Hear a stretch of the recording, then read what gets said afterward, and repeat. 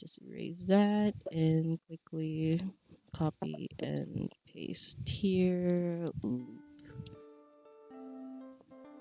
There we go. Anyone else missing? 1, 2, 3. I think everyone's here, right? Lero's not here.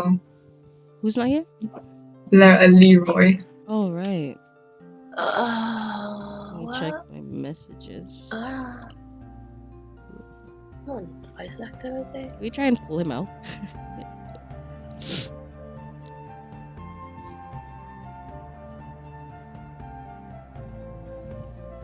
Leroy, we have chicken. Leroy, we got some food for you. Come on. Speaking of. Yes, and hash brown will provide the hash brown. Yes, the hash brown. Yeah. Let's see. There be. Just landed on my hand. A what? A bee? No, a cockroach. A croach landed and Okay. I don't know how to feel about that, but I don't know either. okay. I try not to. Oh no, what if that's Salem? oh. I guess we can wait until 1:15, and then if not, we'll just go on. Is that okay with everyone here? Yeah, so. Alright. Hope you guys have your character sheets, your dice sets ready, your drinks.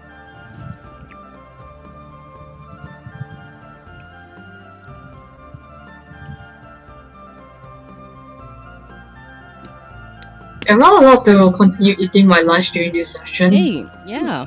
Just Yes. Let's turn your camera off. I mean, you don't have to switch it on if you don't want to. If you're shy. It's alright. It's fine.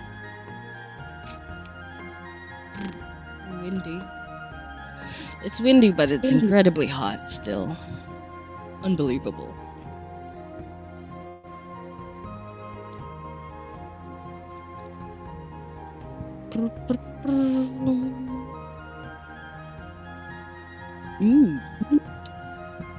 Anyone would like to volunteer for the recap?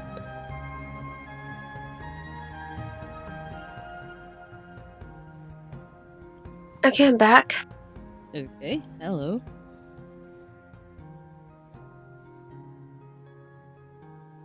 We still got around 6 more minutes, and it's fine.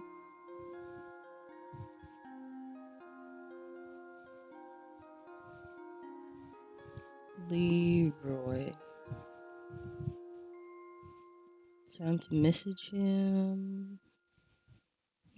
About where you are. Woo woo. Hello. Ooh woo.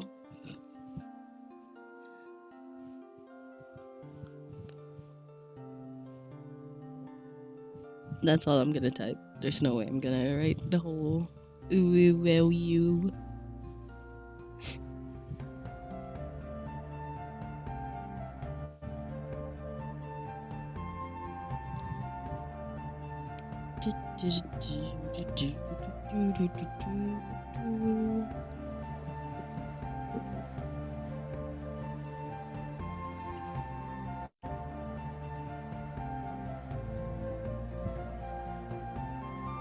My mic's not, too loud, right?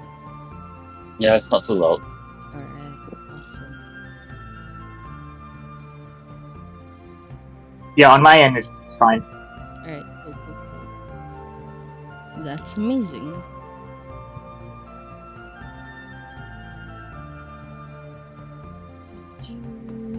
Let's see, just check.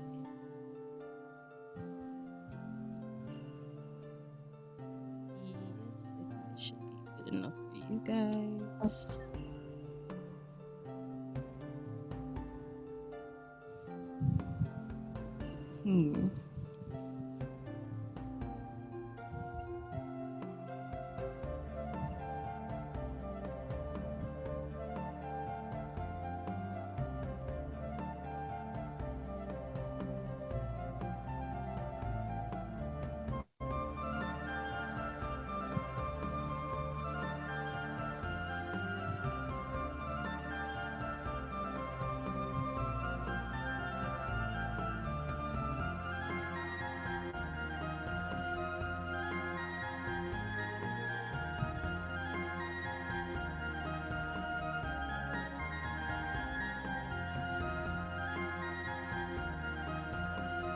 Ooh.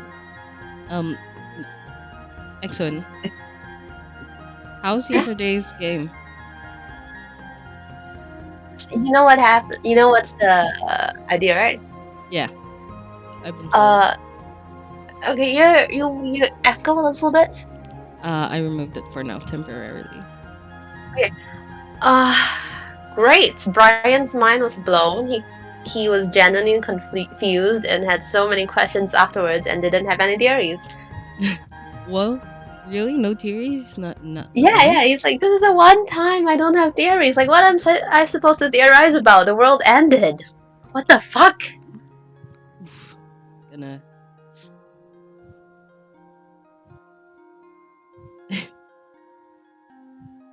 The context is that we told Brian it was a regular COC one shot. And then just killed everyone in the scenario. Every NPC, every player character. And the world ended. He woke up in a coma 4 months later, introduced to my new character, and it's actually a campaign. It's a end time campaign. Oof. Dreams. Can be scary.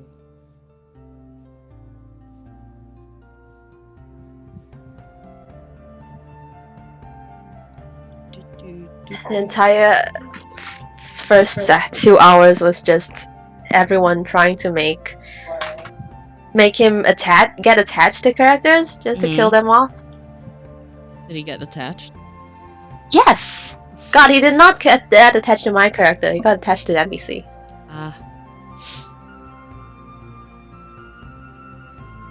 I feel bad for Brian.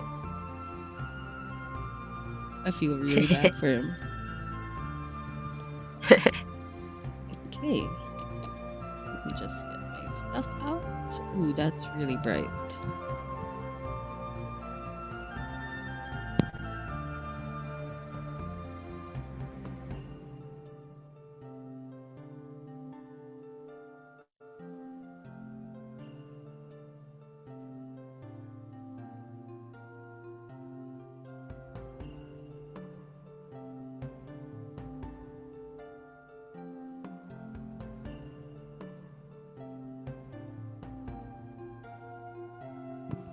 Okay.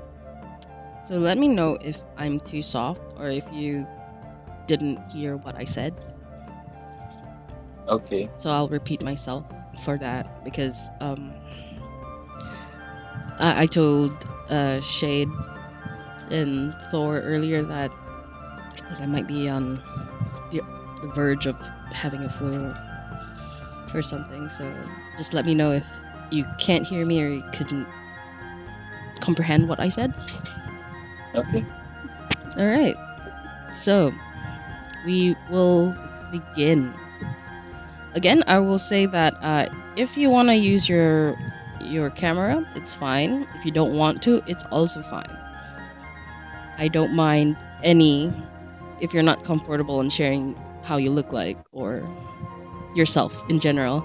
I saw that. But hey, that's Val. That's XO and that's Gillian. Okay. We will continue on without him. We'll just put him in the background. And from here, we shall begin.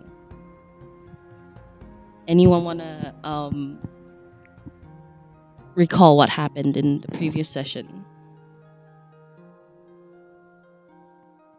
Anyone? Or we can roll a d6 and find out. Yes, please. All right. Rolling a d6 to figure out who gets to speak today. Okay. That would be Thor. Yeah. It's okay. Just what you can remember. It's fine.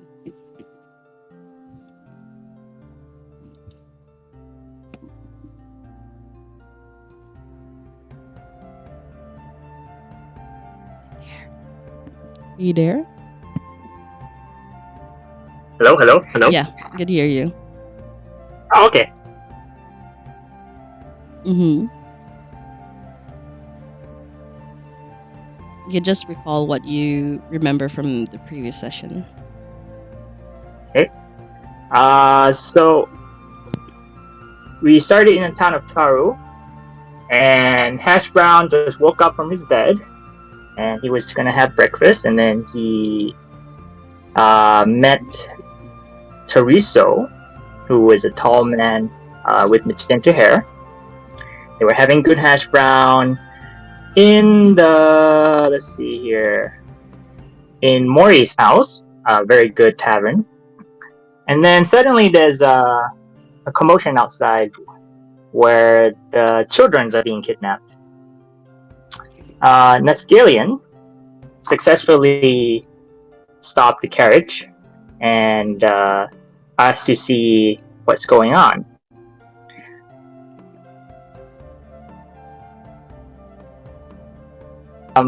Luckily, Yara found Nescalion during that commotion, and they found a bunch of kids. And then the town matriarch, I believe, asked us to help her out to find out who the children are being kidnapped to. And we went to the camp outside of town to find out that they were kidnapping a bunch of kids, and we had Dorotheo and Leroy watched the carriage while the rest went into the camp and fight a bunch of bad guys, and we freed a whole lot of kids. And if I rush through a couple of stuff, I'm sorry. It's okay. So, basically, I think you got a little mixed up on the first part. It was the Rizzo who was staying in the inn in Morris's shack, and the Guardians of Taro were the ones who apprehended the runaway, the abduction of the kids. All right. But we will... Oh no, she left. We will start from where we left off. I'll just start. So, night falls on the little town of Taro. Some of the merchants that line the streets have packed up, leaving the road empty with only the passing caravans just moving through it. At the ancestral home of the Gara clan, leaving the matriarch with renewed urgency and caution, Nascalion and Hash make their way back to Morris's shack. It's crowded. Sunshine, the host, twists and twirls about sharply and confidently through the tables and chairs and people with ease as she delivers her patrons' orders from the kitchen. So from here we lean on to Nasgilian, who has Nasgilian and Hash, who has arrived at Morris's inn. You see the other party just sitting on a table in the corner.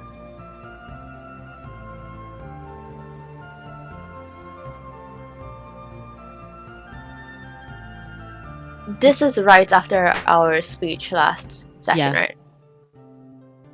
From when you left the matriarch.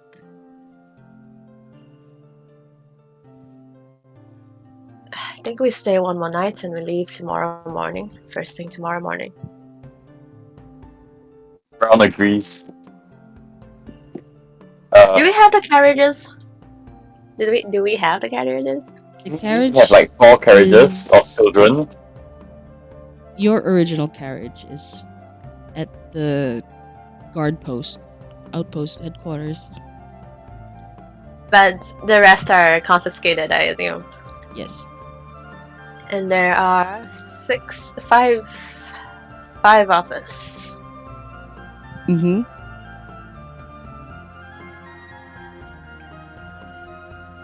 Can we all get in that one? I mean, 6 plus Yara. Is it possible to all get in that one carriage, or we have to the get carriage something? is big enough.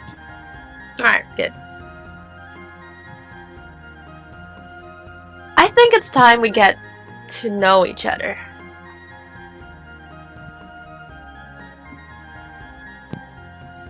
I know. I look at Leroy. I know you fight with blood or something, or some shit. And you're a paladin. What kind of paladin are you? Thar? Well, I was a soldier. And now... Let me look up my background, sorry.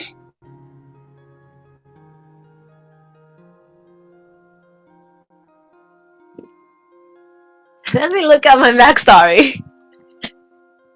Okay. Hang on. You are a paladin of Solinar. Yes. I am a paladin of Solinor. I have a captain's rank. But now, I'm on my way to do my own bidding. The army has been too slow in helping out the people.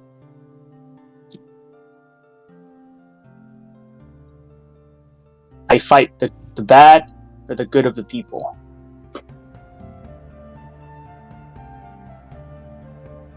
What about you, Hat?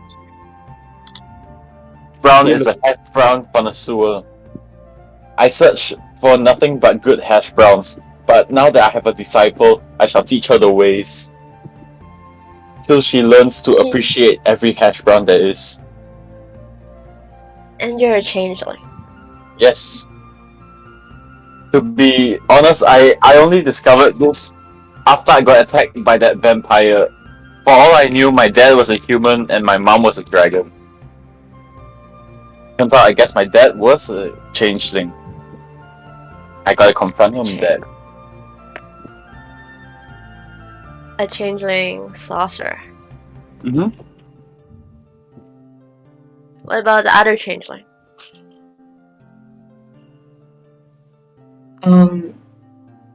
What do you want to know about me? I don't really have much to talk about. How do you fight? How do I fight? I use magic. So I'm just use magic. So what is Ness a is changeling asking. exactly? Can you guys become anybody? Not. I mean, we can change the appearance of ourselves. However, we don't have the same stats of strength, the same as the creatures that we will change into. It's more of a disguise than an actual transformation, I would say. Yeah.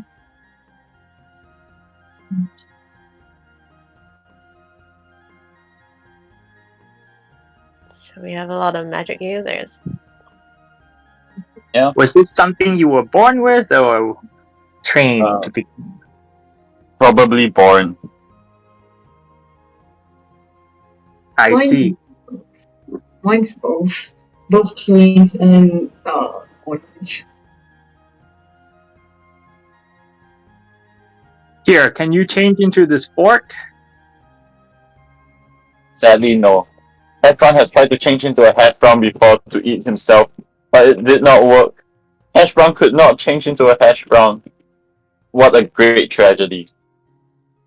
Maybe some tater tots would work. Have you tried that? Hash brown has tried many things. Inanimate objects don't seem to be able to be changed into. That's too bad. If you could become my axe, that would be fun. Hash brown would turn into a hash brown throwing catapult. I can only think of like a potato hammer or something. Maybe if you actually get the catapult spell, maybe then it works. A Flaming hash brown, frozen hash brown, burnt hash browns. A flaming spud gun. That would be fun.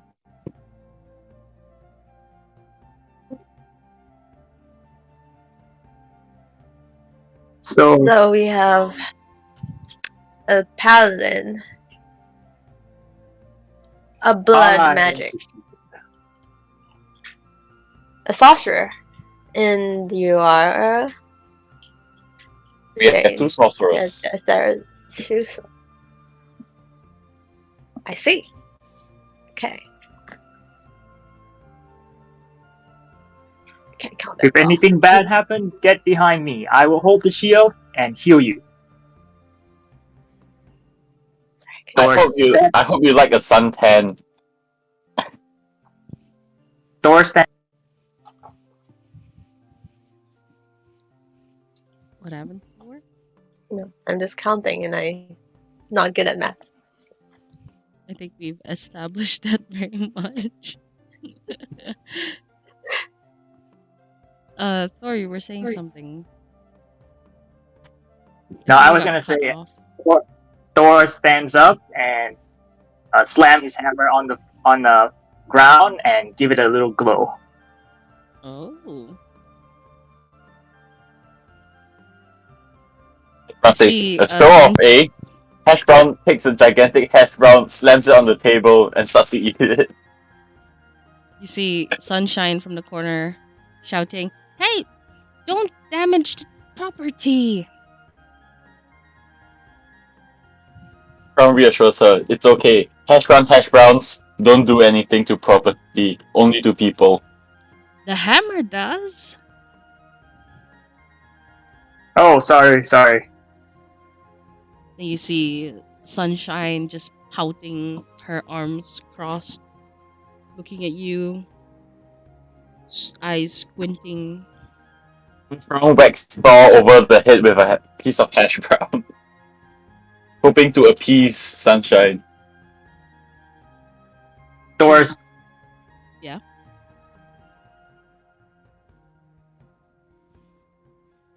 Thor. Something? Am I cutting off? Yeah, I think Yeah. I'm cutting off. Okay, so Thor's lie down on the floor and start rubbing the floor to remove any marks. Oh my god.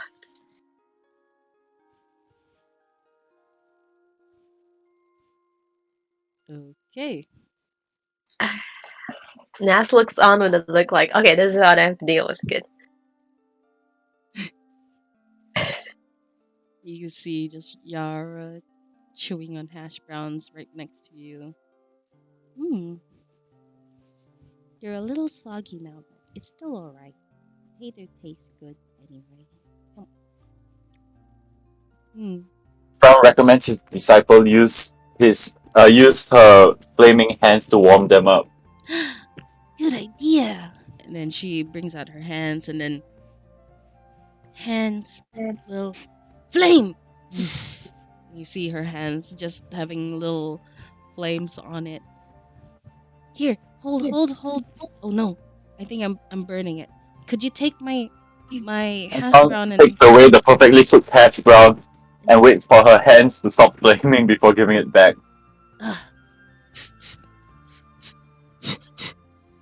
Okay, I think it's okay now.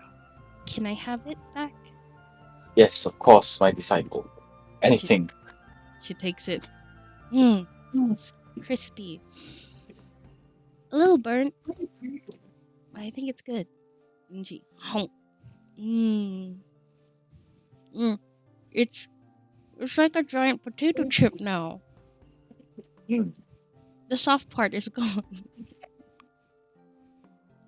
She continues to munch on it. You can hear her crunching on the extra crispy hash brown.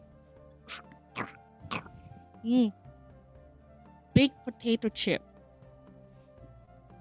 Nas, you want some? Okay. Fine, I'll try a little bit. Here. I'm not sure this is good for you. Ness takes a bite and realizes the wonders that hash browns can provide. Nas takes a bite and realizes the wonders of hash brown, yes. However, still pretty adamant that that's not healthy for her. Something that's good. No extra sodium added, you know. It's just perfectly golden brown hash browns. Alright. Rizzo, is there something you would like to say?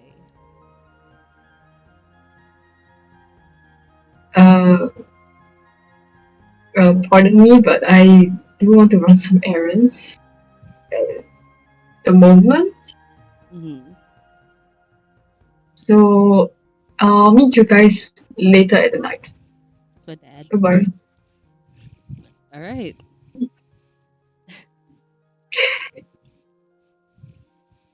So you're gonna leave the party and go towards where?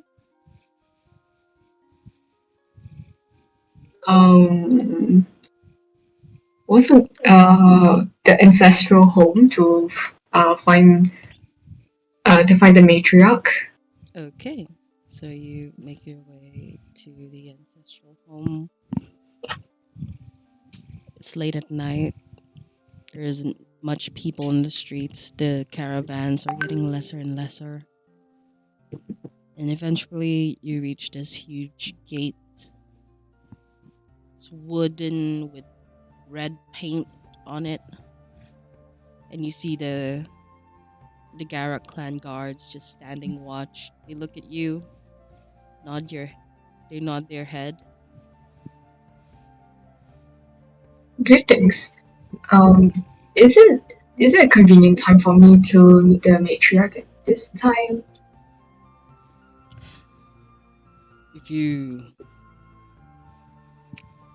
Is it because of the prisoner that you made a deal with? Well, it's more of it's an issue that I want to settle on, and wanted to solve this with the matriarch, if that's possible. A moment, please. Just wait here. And you see Alright. the guard turns around, walks into the building, climbs up a flight of stairs. You wait a while, but it wasn't that long. Therefore, he comes down and, looking towards his companion, he nods. They both nod their head, and the guard that was with you outside asks you to make your way in. Alright, thank you. I went in. As you go in, the guard leads you up the flight of stairs, down a hallway with many doors, and eventually stops at the one on the rightmost side. He opens the door for you. Please, make your way in. Thank you. The door shuts behind you, and you see Eudora just sitting on a desk, writing stuff on the table. So, what is it that you would like to talk to me about? Nix Pastor, right? She continues to scribble on the piece of paper that she's working on. Greetings, Brother Eudora. I sorry for the intrusion this late of night, but I would like to discuss to you regarding to one of the kidnappers, Nix Caster. Yes, Nix Caster.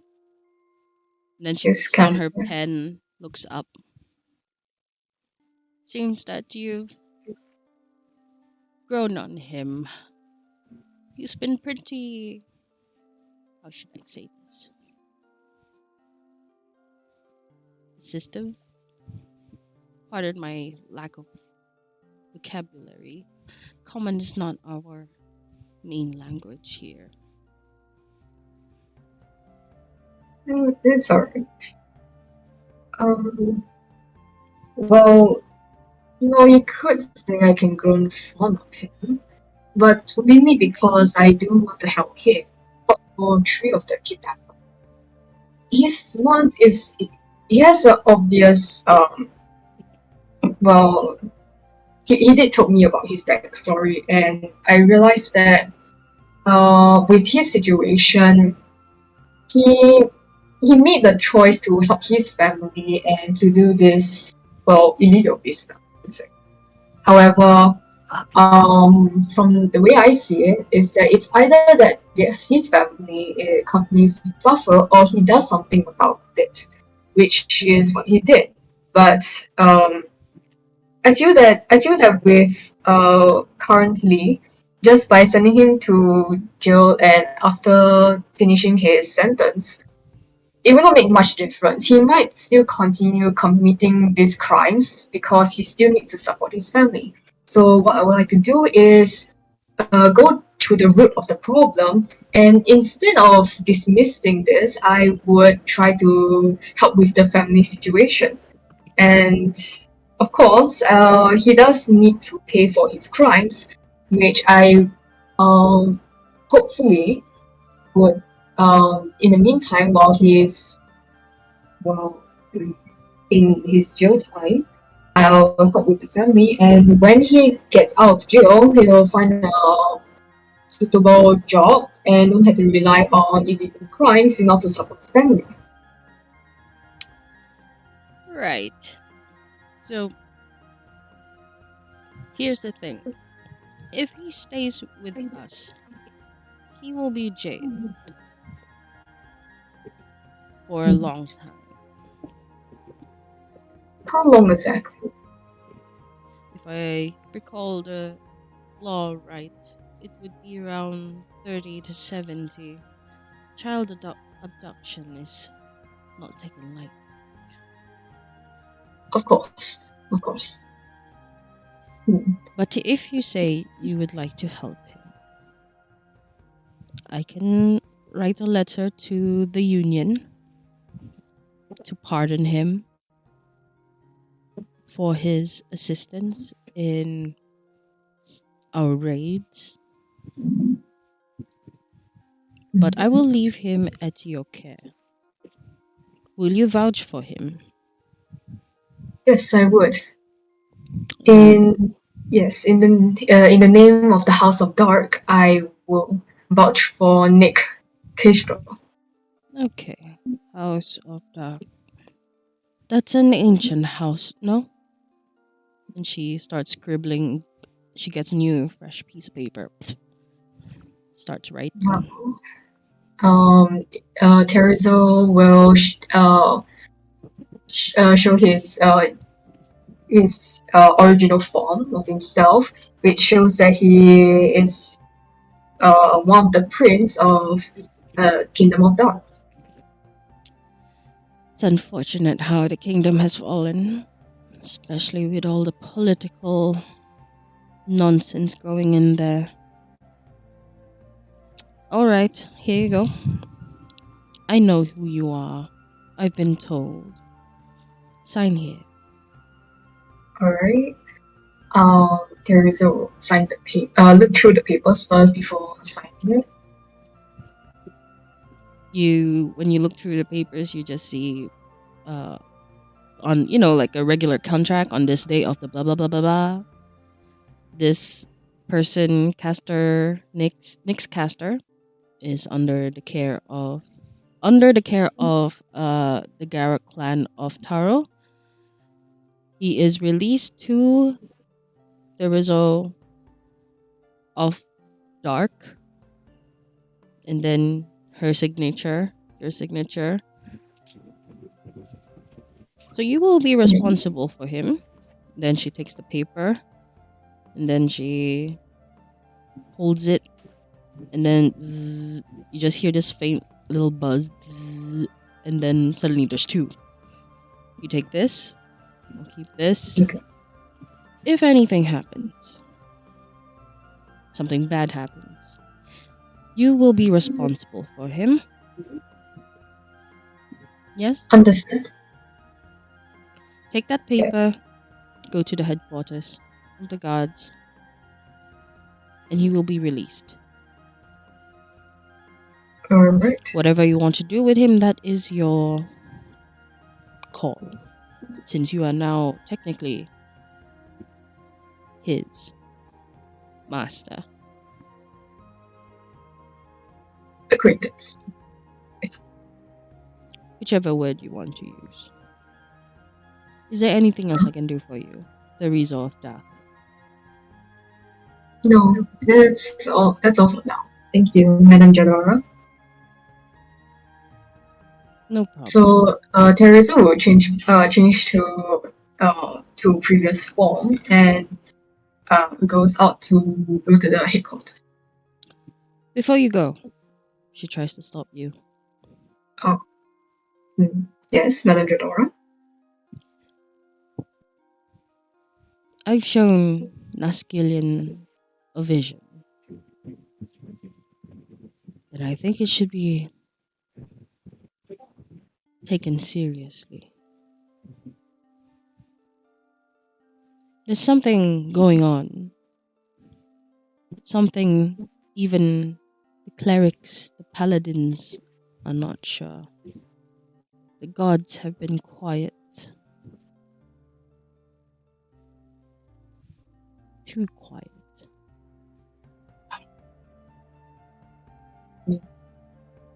And I think it has something to do with the children. And an unknown power rising from the dark. It's not as ancient as the gods that we know. But it is out there, rising.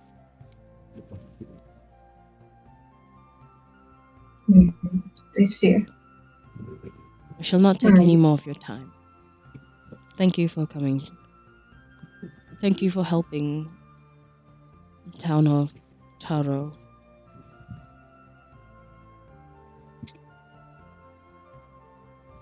Thank you too, Madam General. I'll keep that in mind.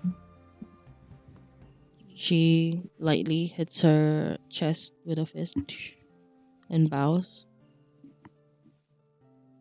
May we meet again. May we meet again. I'll leave to the headquarters now. Okay, make your way through the streets again. You're dimly lit, but you can still see. Eventually, you arrive at the headquarters.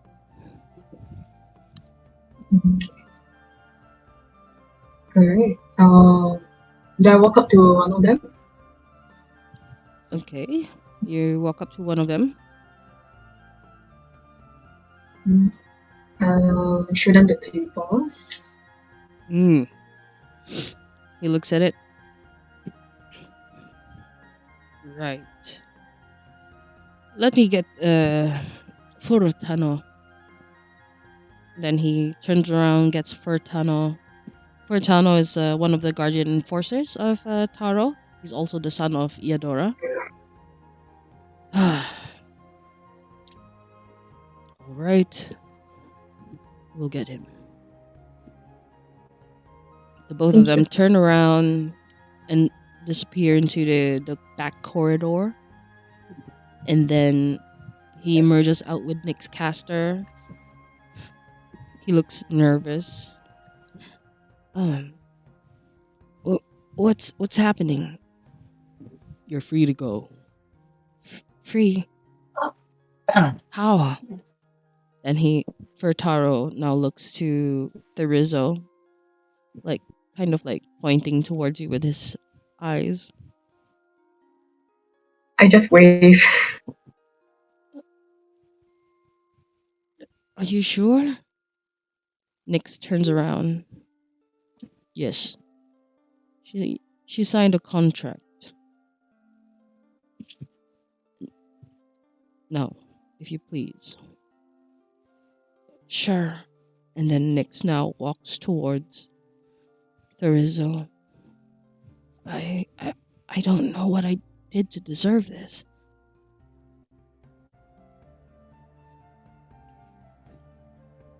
Don't think too much about it. It's really late now. Let's just go to the tavern and have some Right. Thank you so much. And then he bows down towards you. How can I repay you?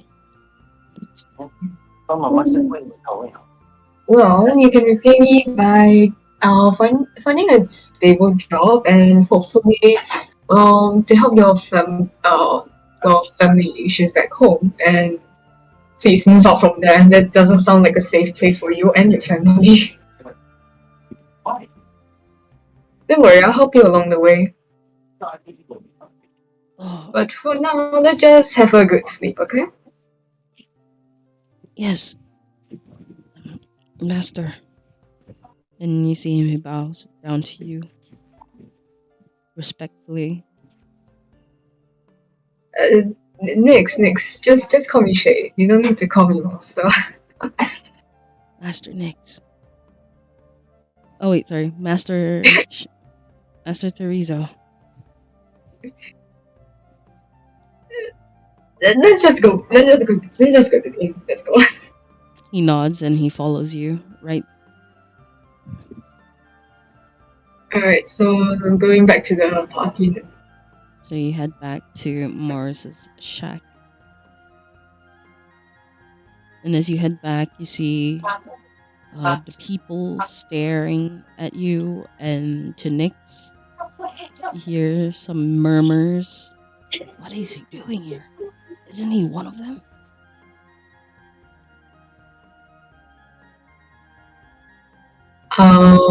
I told Nix to just ignore them and just go to the rooms. Okay, so you go to the rooms. And I guess you're gonna spend the night there now? Yeah. Alright. So for the rest of the party who's still at the tavern area, is there anything you would like to say or do before we call this a night? No. No for me. Mm-hmm. Anyone else? What's that guy doing here? Sorry? What's that guy doing here? Dor says. Is he freed now? Yeah, he's free.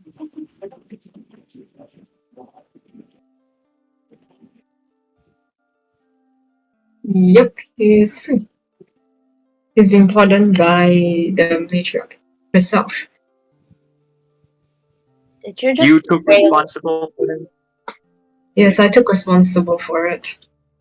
You took Once a criminal, responsibility. always a criminal. You better keep an eye on it. You see Bailed out that Nyx. fucker. I'll prove myself. And I'm sorry.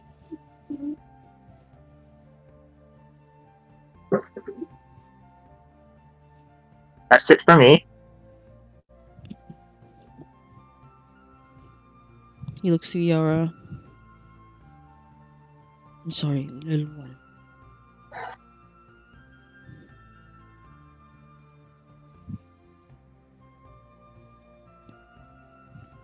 Right.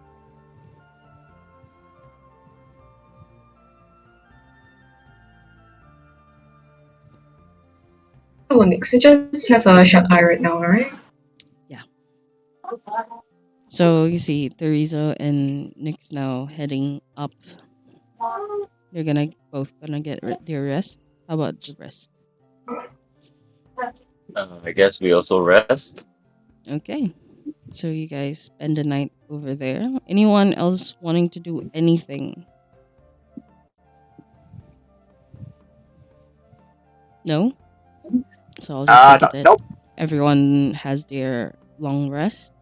So I'm gonna you're find the Nyx and intimidate the hell out of him. okay.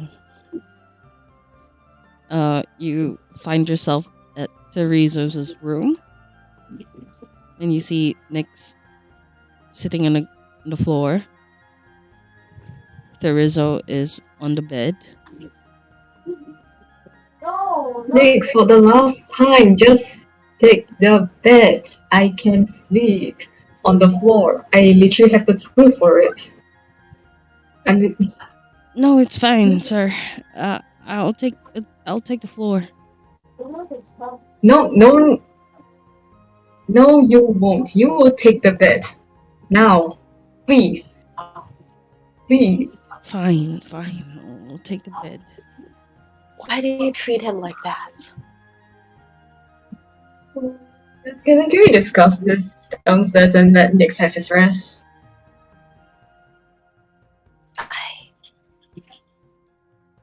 I don't understand you. Who are you to pardon a criminal when you're not the victim? Like I said, can we discuss it with the rest downstairs so that Nick can have his rest? I came here for Nick. I see. Well then, next, do you want to rest now, or is it alright if you're able to explain the situation? I can explain myself. Alright, Sir. go ahead.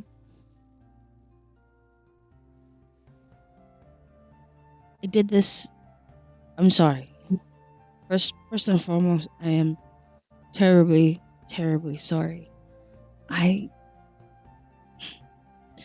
My family needed help. You see, we live in a small farming community just on the outskirts of the city of Chinox.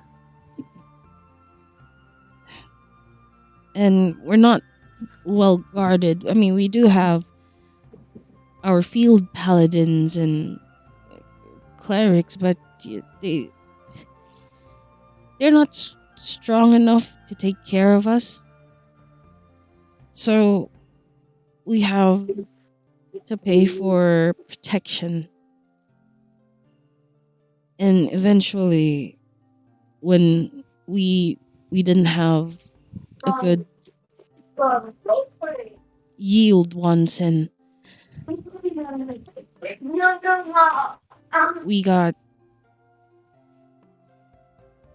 hurt by them. They're called the Reapers. They destroyed half of our farmland, and we weren't able to get up from it. So I needed to find a way to get easy money and to try and get them off our backs. So I got told by someone from town who got rich real quick that they met with Kalimonar, and he offered me a job, one kid, for 5 pieces of gold. It depends. I had to take that job. If not, my family won't be able to survive. Because if we move out of our home, we're still... You chose to. That was a shitty place. We all come from shitty circumstances. It's not a reason for anyone to turn to her. And she stops herself there. Well, he made that choice for his family. I did what I did to survive. I won't pretend that this situation is not the worst. It probably isn't, and I know that. But it was the only solution that I had. That was presented to me. To destroy families. For whatever reasons, I don't care.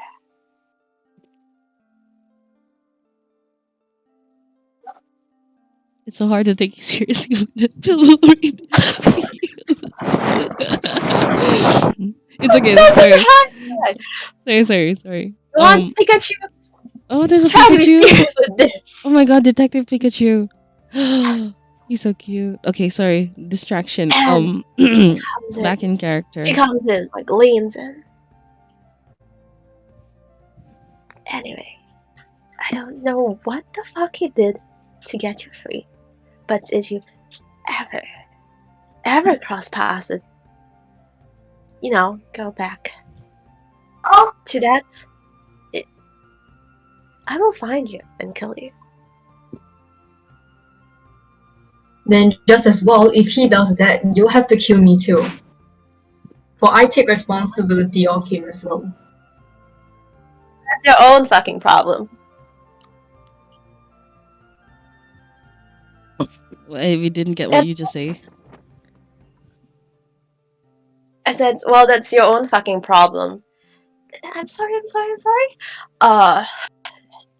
That's the consequences of vouching for a criminal.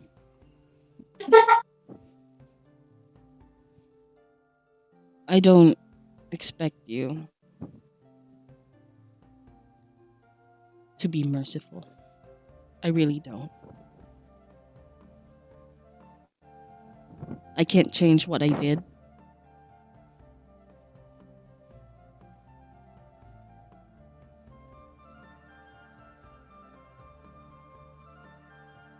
Alright, that's good. And is that all for now? Or do you have more to add? That's all. Thank you.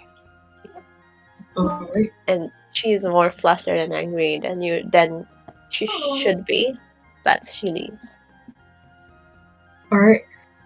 Next you can go rest now. I'll talk with the rest first.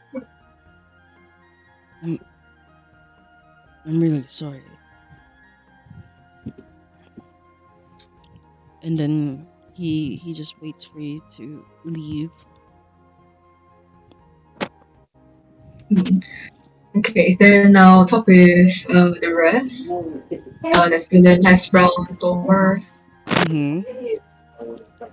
Alright, so you guys might have a few questions, right? You guys have a question. So if you have, fill it out. I'll try to answer as soon as I can. Nothing. He cares not for the prisoner, only for hash browns.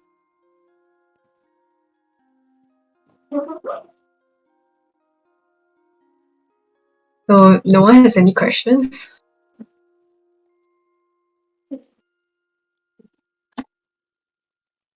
I guess not. So I guess everyone trusts. we weren't in the conversation before, right? That was with just Nas. Yeah, I think so. Yep. Thor would ask, so you freed him? I mean, we could kind of skip the whole conversation that we did, but I would probably ask like what happened, like why do we have him here? Okay. So from Teresa will answer that because he wants to solve the root of the problem to ensure that Nix wouldn't do the crimes again by helping, like the main reason to why he started to commit the crimes in the first place. It's a small step, but it's a step that I wish to take, to help Nix. Because he is a victim of injustice in his hometown, and if we who are capable of helping him to not help him, then the situation wouldn't have changed. It will just be as crappy and injustice. And I don't stand for that. I do want to help him and to solve his particular problem. And for what it's worth, I think that with Nix around, I would think that he's a valuable to this team, and perhaps to society as well. He had a choice to help his family, and he has a good strength of loyalty as well to his own family. And to be on his good side, I think it's pretty much valuable.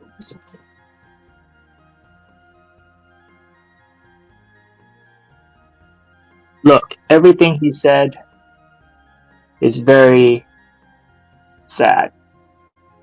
But once a criminal, it's hard to turn back. I feel like it's not safe for him to be around us. Who knows what he could do? I mean, he's sleeping in the same room as you. He could slit your throat at any moment.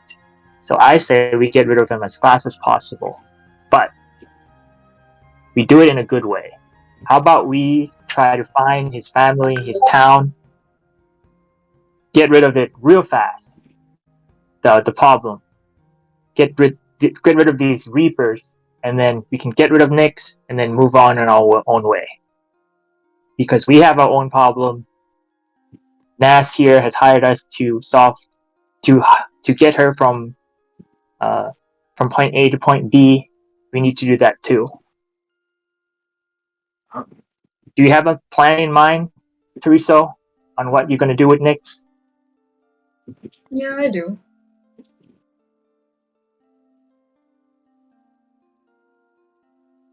I don't think it's time for me to discuss it to you guys yet. Alright. That's your prerogative. Just be careful. I will. But I agree with him. Get rid of him as soon as we can.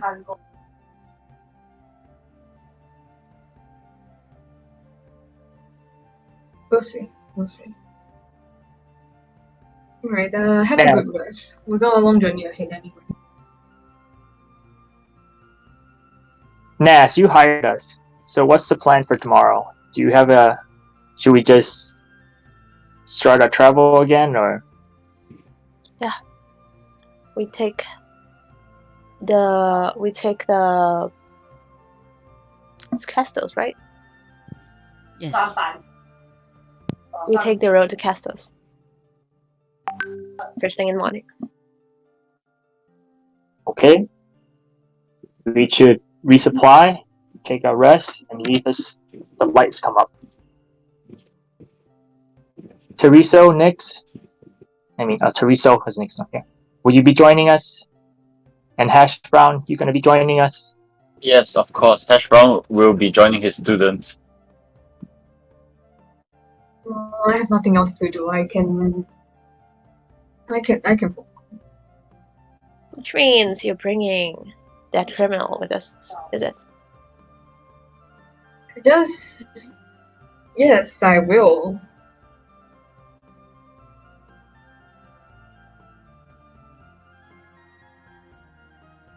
Is there a spell that you can put on him from doing anything bad, like some sort of restraint? Is there something that prevents him from doing harm to Yara while we travel? I mean, 1 minute he could be here, he could take Yara somewhere, and we would never know. We did lose her once already. And we're gonna try to not lose her again. Which try. We're gonna do better than that. Thor's kinda turns his eye toward Nas and thought, she lost her once already. Who knows what would happen again?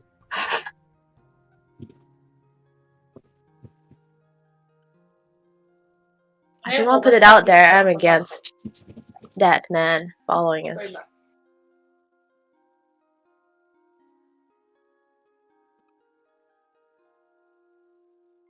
I think now this part is bigger than me, right? Hash Brown is not against, but at the same time, Hash Brown also does not support this man being in the same party. But Hash Brown does know that if he does try anything, we outnumber him like what, 5-1? 6-1?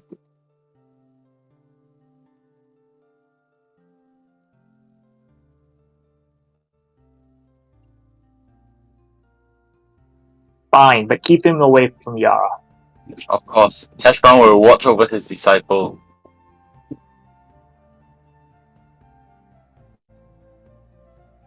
May I approach to Yara?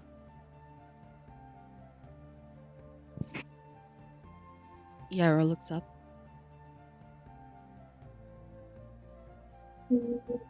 Hi, Yara. Hey. So, Yara, I apologize for what happened before, regarding to the gentleman up there, called Nix. Because he is in a rough situation, and I know what he did was wrong, and I take responsibility for that. I just want you to understand that. Yara puts her hand on your arm. I understand. He was the one who calmed the children down when we were inside the carriage.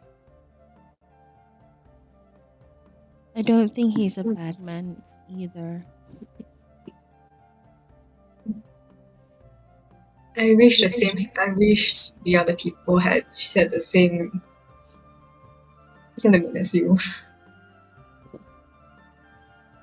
Thank you, Yara. Some people can be bad, but sometimes they just do bad things to protect others.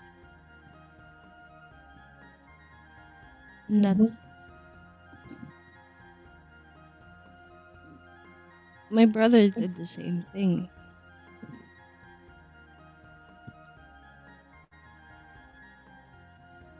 Not all bad people are bad. It's coming. Oh no. It's okay, Yara. Arrow? If anything, Enemy. I'll be there to help. I'll be there to help those that didn't had that make their choice in order to protect the continent. And I'll make sure that I'll solve their problems as well. And help the best I can for them. You're a good person. Sorry? I can feel it. You're a good person. I believe in you. And I believe in Nix. Thank you. And then she lets go of your arm. I'm sure you know what you'll need to do. I also understand that Nas is not comfortable with him being around.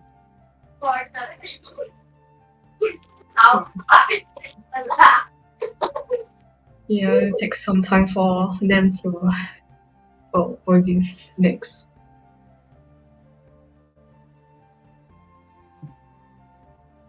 It's a long day. Maybe we should all rest. I agree.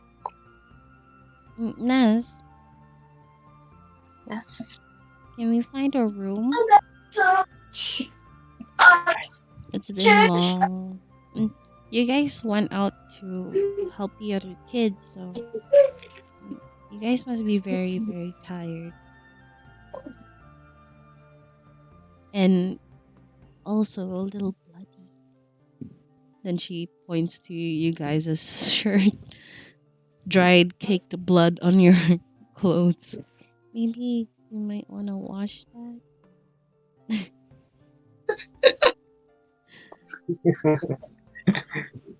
Of course, yeah.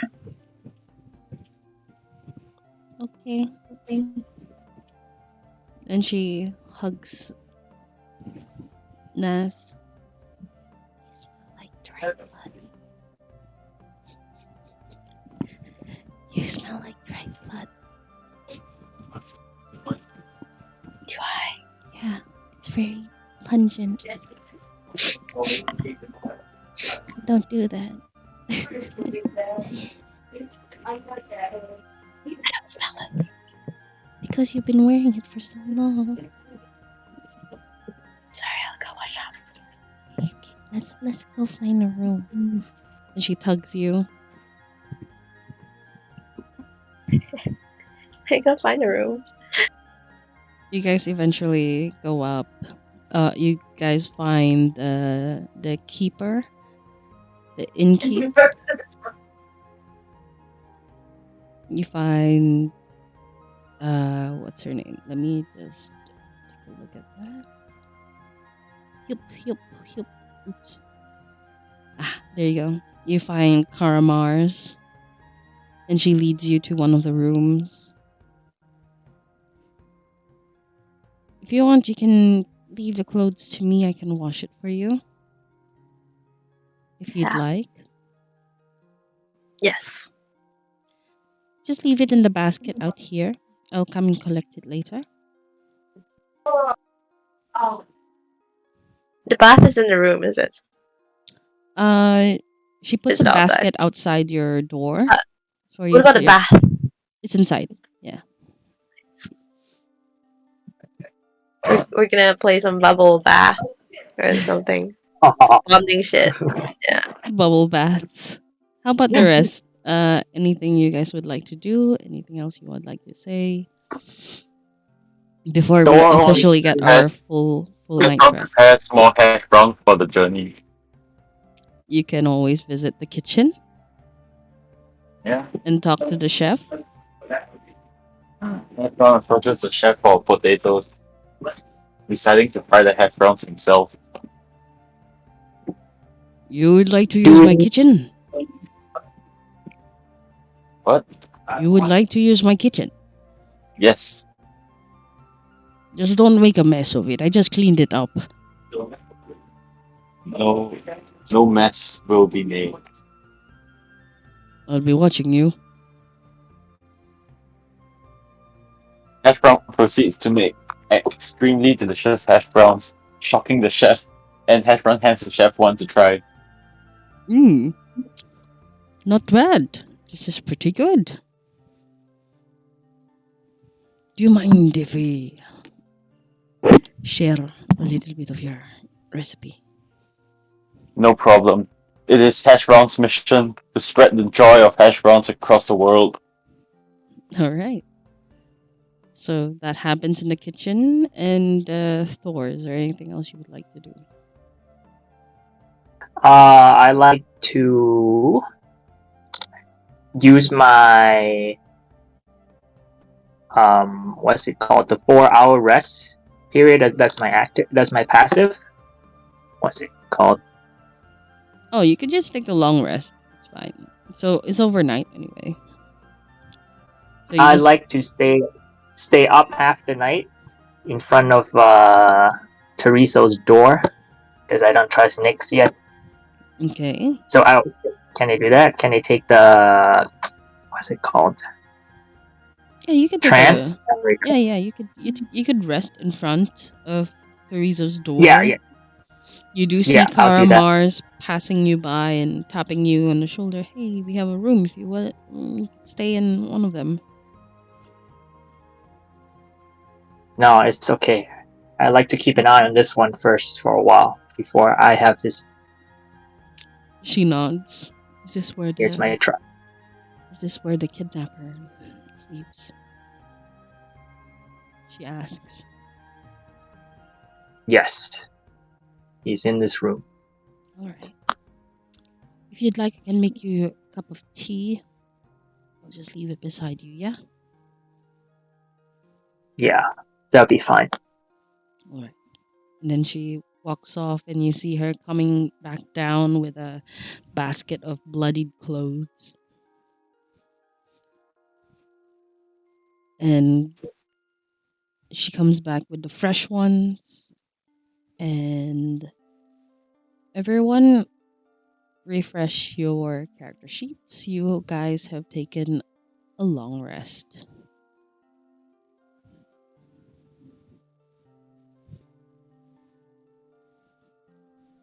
Okay. Let's start off with Theresa. Nyx sits up, already awake. Master Theresa. You can just call me Shade, it's fine.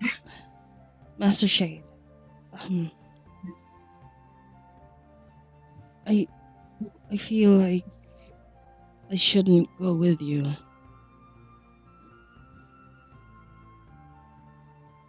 I could feel the hostility. You feel hostility? Yes. Which direction? From your companions. Oh. Is there any way I can help you? I can look into the into the child abduction ring. I know some friends who could help me in. I promise I won't do anything that would break our contract.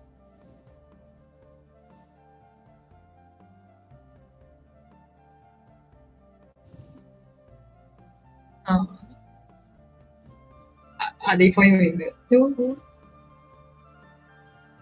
Well, you are technically my master, so you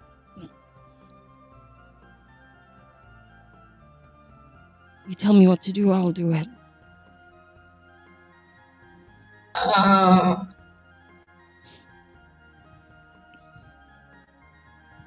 have don't have any comment. Just do what you normally do. You eat your breakfast, start the day, normal stuff. I'll meet you back down for breakfast.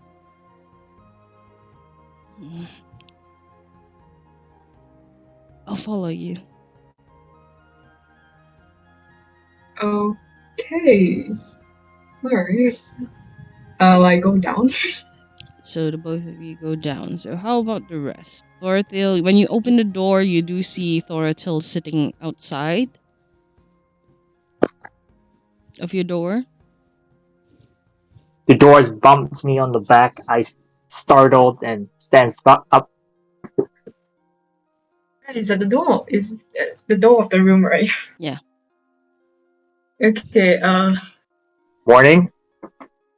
There is just like got caught off guard and just like move back. It's like, what the heck was that? It slowly looks to see who was there. So, you guys going out? Door? Why are you at the door? No. Just keeping an eye on this one. Have you been here all night? Maybe. We elves don't need that much rest. You sure? Yeah. And then he just kind of walks off to his room. Thor's room. Okay. Let's just move on next.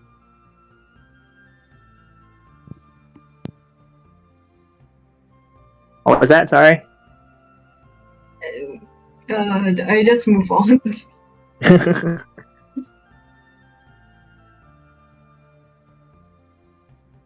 Thor's go back to his room and kind of give himself a quick wash before also going down to join them for breakfast.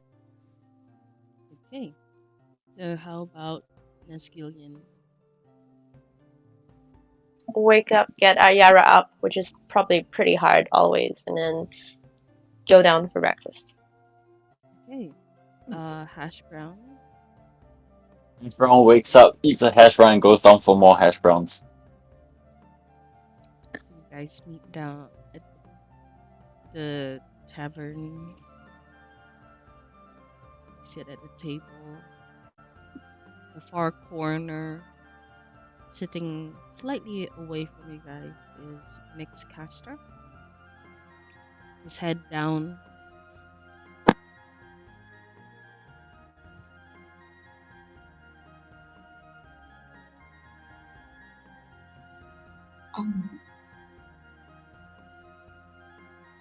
Can I take another table?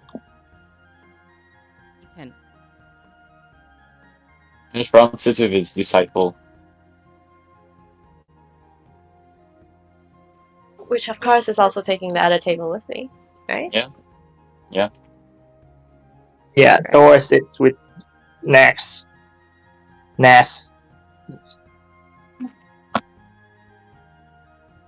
For me, I'll just sit with Nix and just like talk with him. Just chat about normal conversation.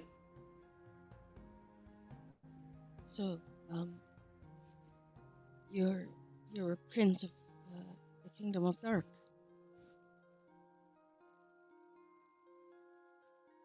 Did I mention that? Well, they were talking about it in the guardsman quarters. Darn, I thought that was kept between me and the matriarch. Well, No, I heard that during the afternoon when you guys were gone. well, that's a bit unfortunate. And Yeah. also, the matriarch did mention that she already knew prior to your discussion with her last night.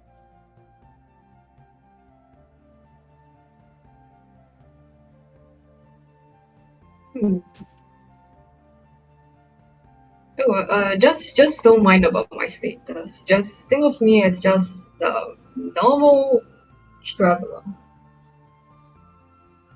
Because that's what I am right now. I'm at your service, master. Tell me what I can do. If being with you right now makes the rest uncomfortable, I can always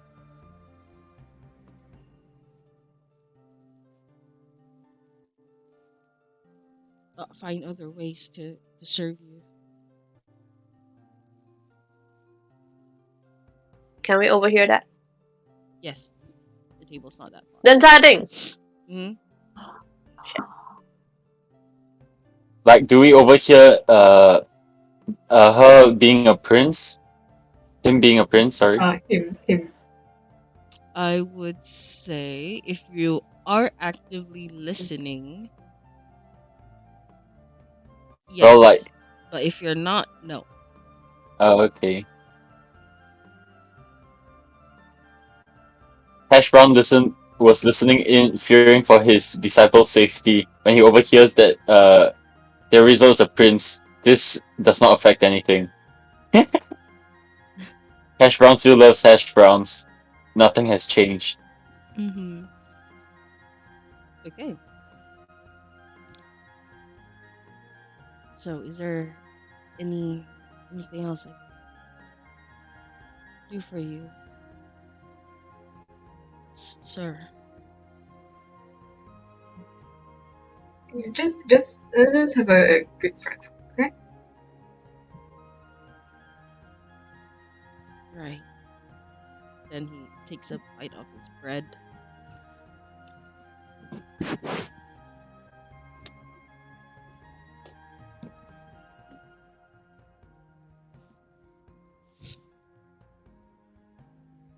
How about Nazgilian and the rest? What are you guys saying or doing? Hash Brown just eating his hash browns. Mm-hmm. I was trying to listen in on the conversation at the table, so I'm not really making conversation. Okay. So, if there's nothing else that you would say or do, I would say that breakfast is over. Your table has been cleared. What would you guys like to do now? I thank the innkeepers for their hospitality, and I go out of the inn. I lead them to our carriage. Rizzo?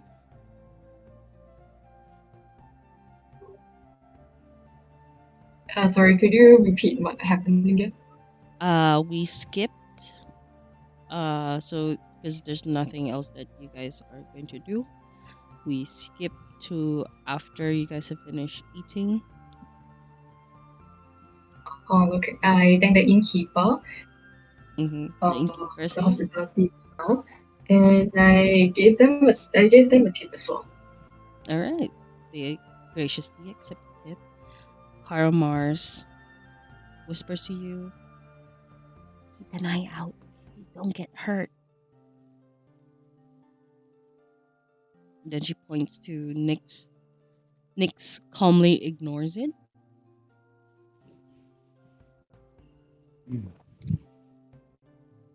I just give a thumbs up and I just go. Okay. So you gonna follow them? Yeah, I'm following them. Okay. Thor shouts, "Wheels out in 5 minutes. Get your stuff."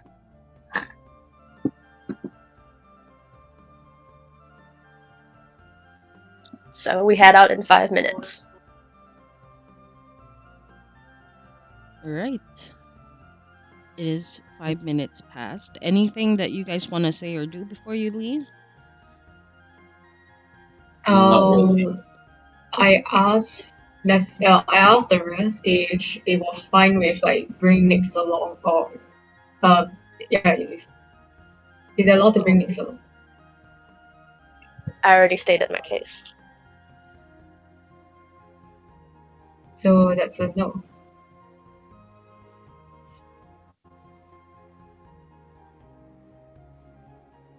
Okay.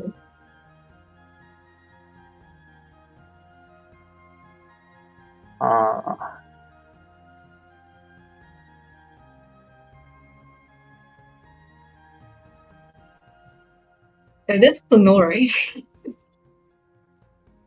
Yeah, she means a no, but she also doesn't want to, it's 6-man party and all that to feel. Okay. He can sit on the roof of the carriage.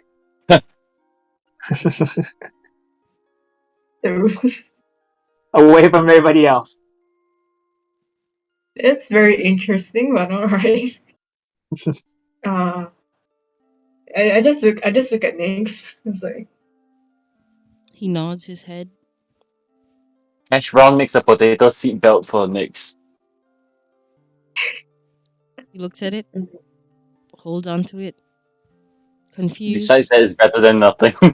He thanks you. Thank you. And he makes his way up the tent. Oh, up the carriage on top of the canvas that covers the roof. He sits there quietly.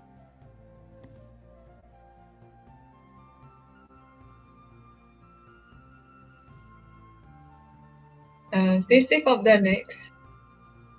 He nods his head.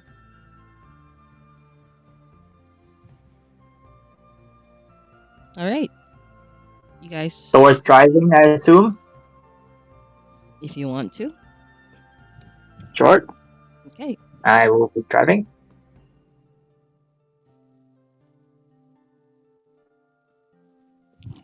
You guys are now all on the carriage, I suppose. Right? Yep. Yeah. All right. So you make your way back to Kestos on the same carriage you took to the town of Taro. Driving by the free city through the service roads. Your carriage is then stopped by a platoon of Castine guards as you approach the road going north. A dark with a gray plate armor, a guard with a dark gray plate armor with golden accents approaches the cart. Good day, ma'am. This is a mandatory screening. I am Lord Guardian Kane Maddock. We have been notified by the Union of the Free Cities of Magnolium that child smuggling rings have been running rampant around towns and cities. You are ordered to remain calm as we run a search through your carriage. Another guard then climbs up the back of the carriage. He's the one with a green scarf around his neck. He holds out a gem that glows bright blue, almost turquoise. I am Guardian Apprentice Marler. Galler, you are to remain calm as I inspect the interior of this cart. He then kicks the flooring, scans the passengers inside, and then eventually his eyes now train to Yara, who is watching him with childish fascination on the darkest corner of the cart. And Marl asks, "Whose child is this?"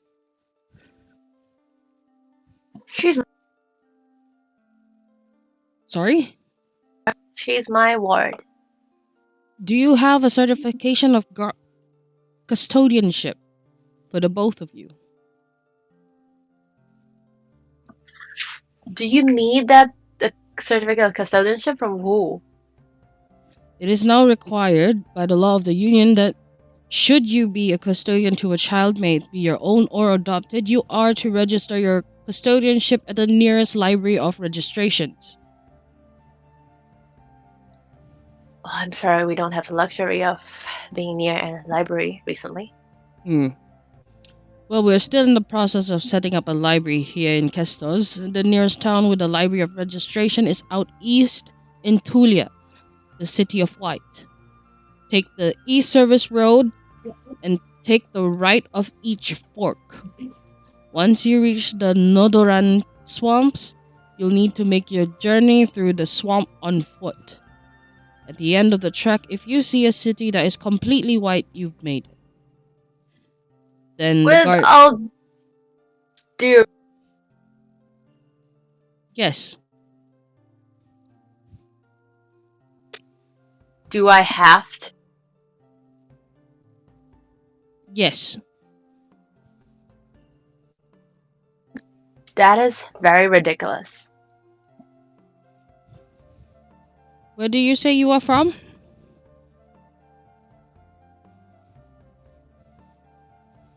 Uvis, right? Am I right? Uvis. Never really heard of that. Is that far west? Yeah. Very far west. Well, you're now here in the Free Cities. You are to follow the rules and the laws here. Please. So I would put my child in danger just to get her a certificate that I will not put her in danger. Yes. Hash Brown raises a question. Must both of them be present to get a certificate, or just her? Both of them.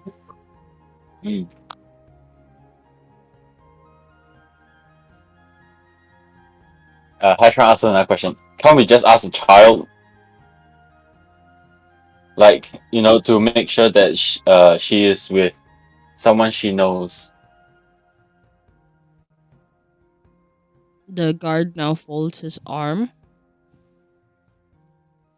What is wrong with the certification?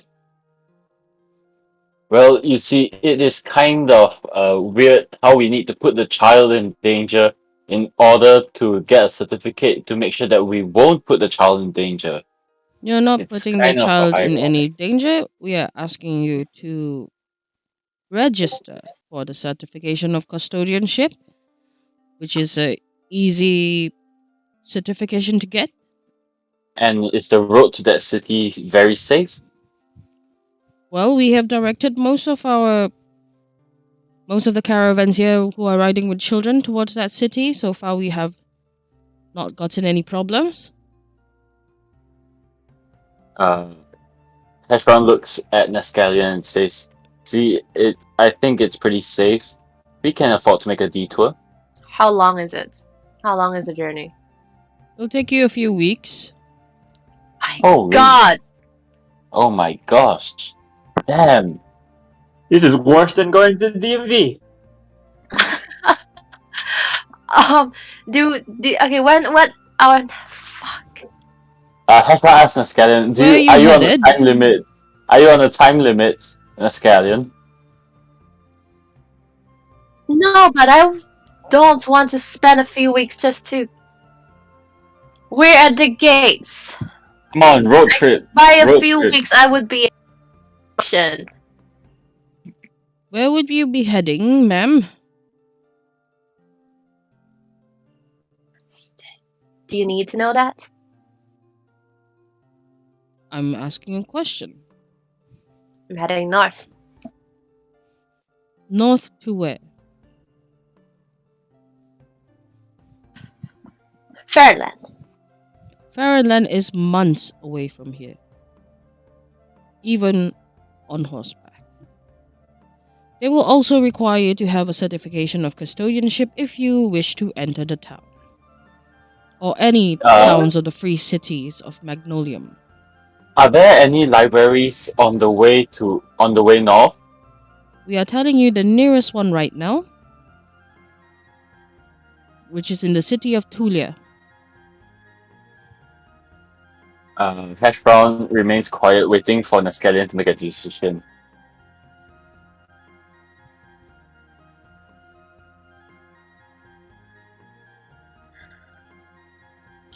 Fuck.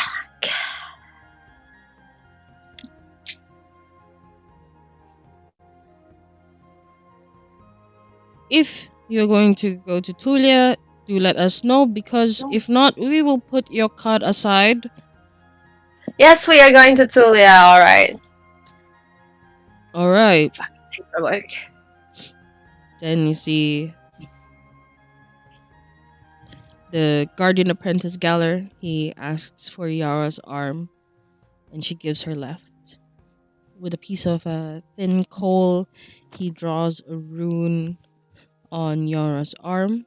It's a rune of unity and family in the shape of an X.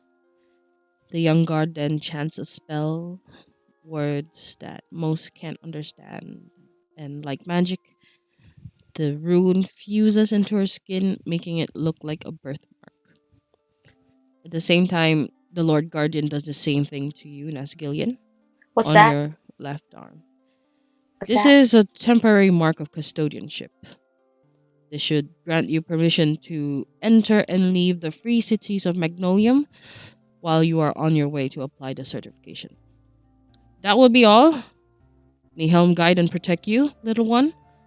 The guard then ruffles Yara's hair playfully, and Yara just goes like, And then he gets off the carriage.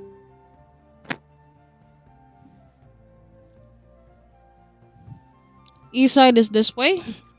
Just follow the East Service Road. Like I said, take the right on each fork you come to, and once you reach the Nodoran swamps, you'll need to make your journey on foot.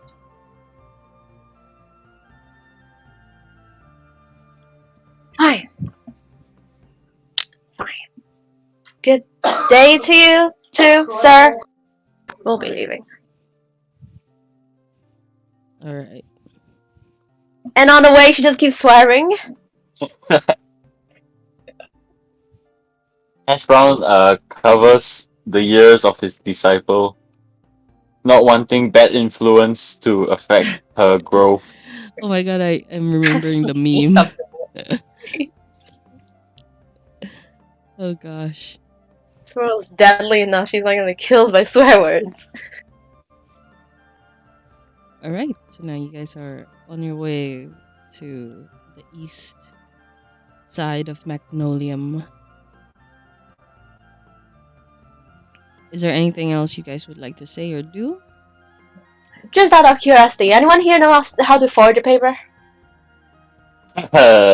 Too bad. Hash Brown only knows hash browns. Never mind. Okay, we go. Okay. You guys make your way through farmland and towns, eventually stopping for an hour or two just to rest, give the horses a little break and for you guys to stretch. And then you make your way back on the road. This time you pass by smaller towns, villages. Eventually, you guys reach a forested area, and night comes and goes. You take the right of each fork you encounter, and just like what the knight said, the guardian said, you eventually come to a swamp. And you see some dwarves building a road on the side. You hear them shouting, "Oi! That's not where you put the brick! Ay! My goodness! Oh, why did we ever hire you?" "Sorry, boss. I'll take it out." No, don't take it out. Put it back. This is why we'll never finish on time. This is where we should hop off, right? You should, as you see lots of like horses are like just parked on the side. Are these horses abandoned? By Sorry? any chance? Are those horses abandoned? Yeah, most likely. Oh no. Not the horses. I want to head up to one of the dwarves. I'll ask, good day. Hi. How can I help you? How long will you people be here? I don't know. We've been here for about 3 months. Oh, okay. If I take out 5 gold pieces. Okay. If you would take care of our carriage while we're gone. 5 gold pieces. Sure. When will you be back? In a week. In a week? I will make no such Another 5? promises. Alright, I give him another 5. That's 10. You know, those who come by here leave their carriage and never come back for them. Oh, we might. And I don't want to be rummaging through someone else. Heshron attempts to shut him up by giving him another 5 gold from his own pocket. He takes 15 gold pieces. If you say so. And then he just puts it in his pocket. Just follow the path. And then he points you into the swamp area.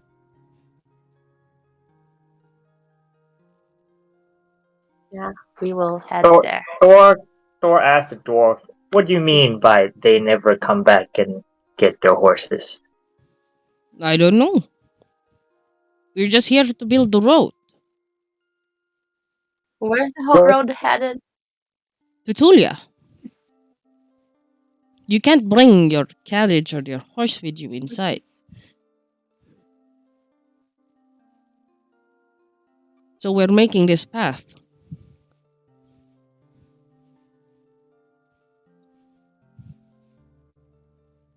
You can try and bring your carriage with you. Just don't ride on it. Oh. Anyway, I am Dorian Dorstone.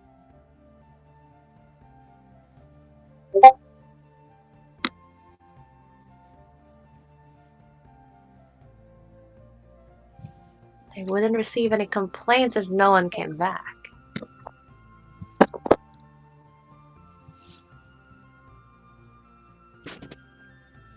What is Tulia like? Tulia?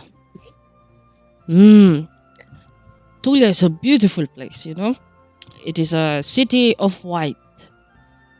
It's full of tall white buildings with towers and spires and beautiful cobbled streets. If it's such a big city, why doesn't it have any roads? Well, this is a new road. The old road is the road that everyone takes nowadays.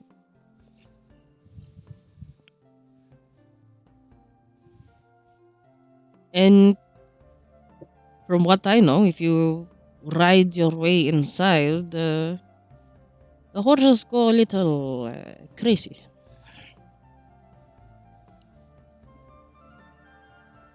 Magic? I don't know. We just know that they just drop their horses here. They make their way onward on foot. And I guess they forget, so some of these horses have been here for 3 months now. 3 months? We started construction here on the road for 3 months now. I don't like this. Nas, I'm very concerned here. Well, if it makes you feel any better, there are some who do come back. Not a lot of them. But most of them are just there for the certification.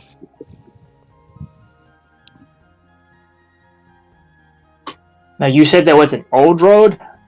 Yep. That's the old road. Is that... Where does it lead to? It leads to Tulia. Yeah, I mean, from Tulia to... It is the road from here to Tulia. It's the shortest way.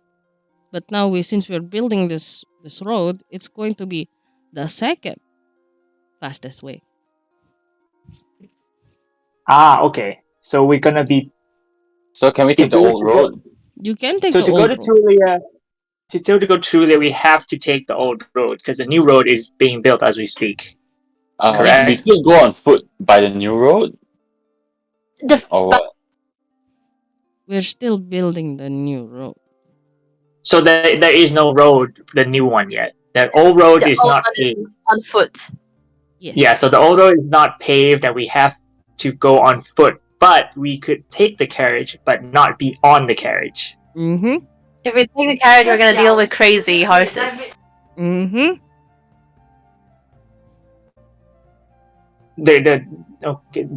The horse go crazy only if we ride on them, though, right? Or no? Or even if we just take them. I don't know. I haven't tried it myself.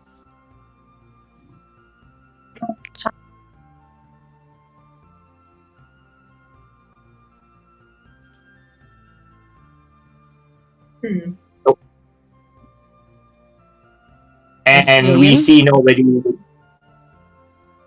That's Gillian. Yeah.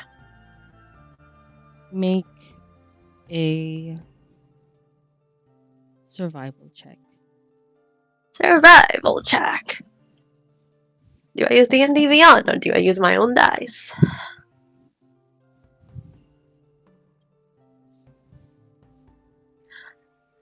And we wait for the perpetual spinning of Use D&D the phone. Beyond.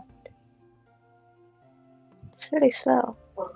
Use the phone. It's faster. My phone is slow. If I have to get it on, it's 18 plus 5, 23. 23. You look inside the swamp. You notice this yellowish particle that floats. Is it you take your hand and you kind of grab onto it. You smear it on your hand and look at it. You smell it.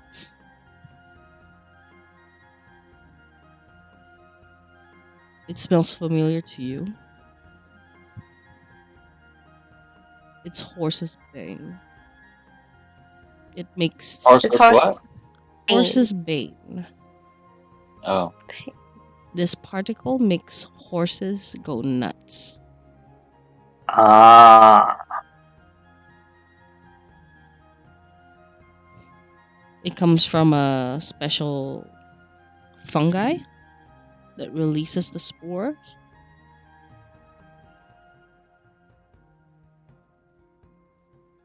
Yeah, the city is definitely this thing in the city is what makes. I try to explain it here because I don't know how to, so I'll explain it. We can't bring the horses in. Understand? No. Thor asked the dwarf, how long does it take to get from here to the city? If To you Tulia? to Tulia, you should be there within the day. That Oh, is, if okay. you don't get stuck inside or get lost. What time of day is it right now? It is afternoon. Now you see the sun. Afternoon. Yeah, you look at the sun. It's still up there. Will we be able to make it before nightfall? Maybe. Yeah, she said we can make it in the day, but do we want to spend the night there? I mean, I don't mind. On the contrary, I'm stronger in the night. I can keep watch.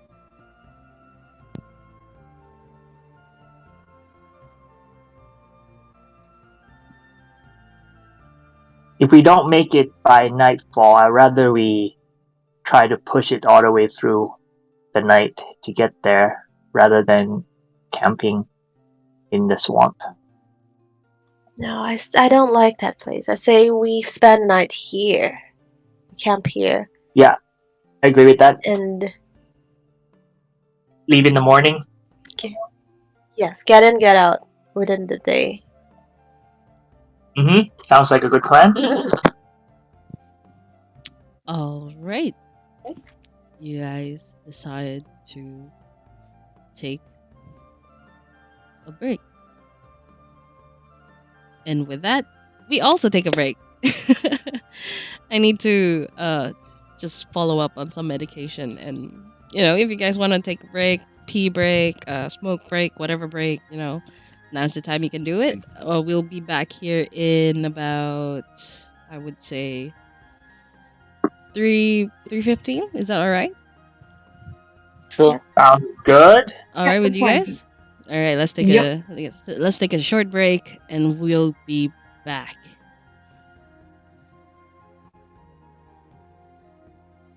Let me just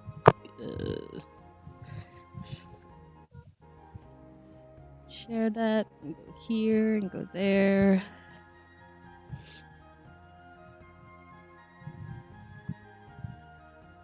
Let's just maybe show some stuff.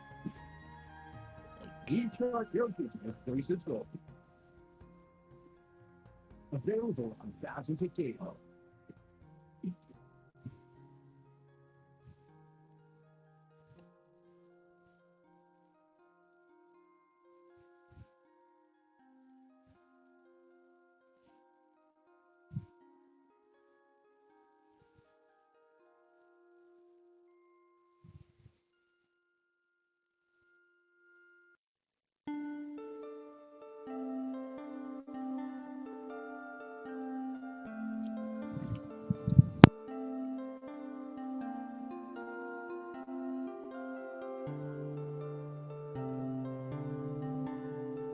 Hey guys, the next thing that you'll lose will send On the break right now.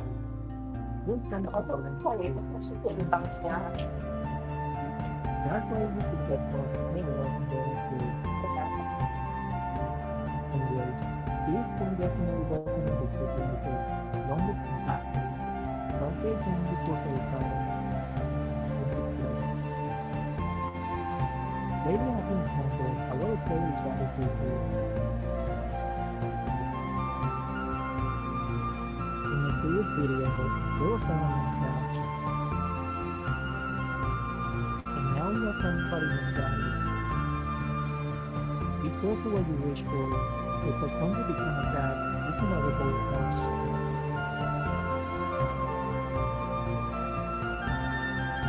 I was asked if I would play at the start of the film. I am not sure if you want to do what did you say a moment ago? Absolutely not.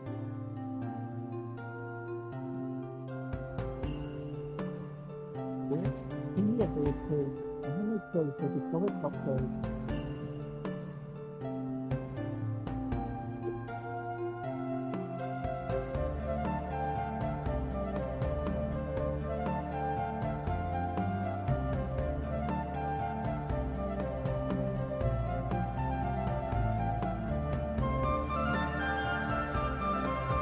I finally came back, so I got to finally turn the wheel.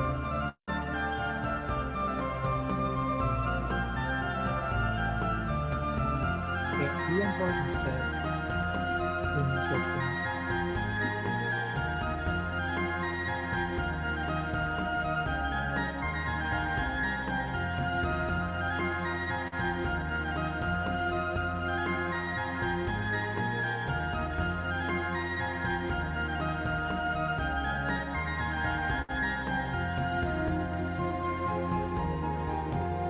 We're wasting so much time in the problem. We're trying to get at it as soon as possible.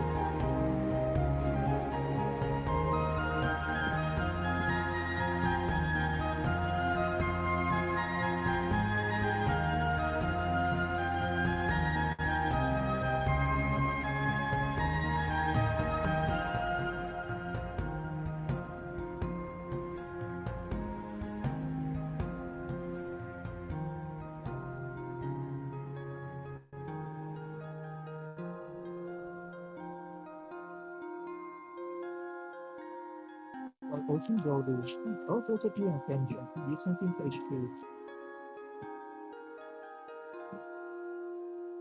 I saw that he didn't have the blue ball. Charles and his servant really tried to take him out.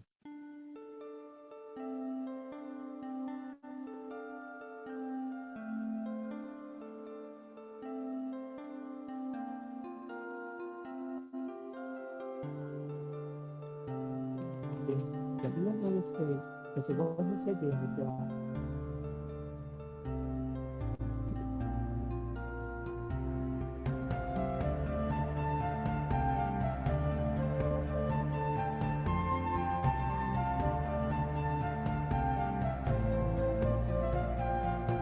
He owed him. You know there was a machine that's around to continue. And before that time, he always got up here and thank you to the and see what humans are around him.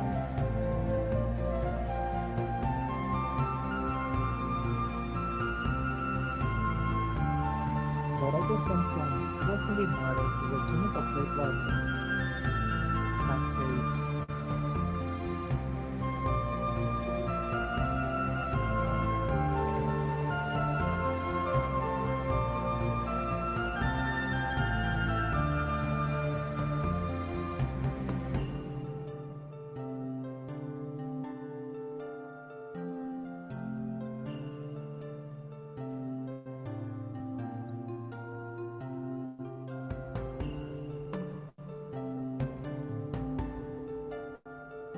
That's the reaction back to me.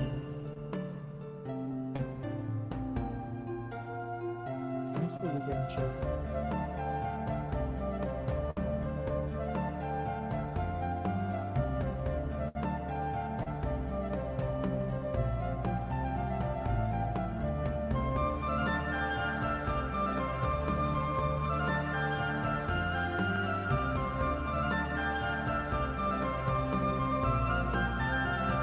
That's the point of the way of life. Definitely worth it.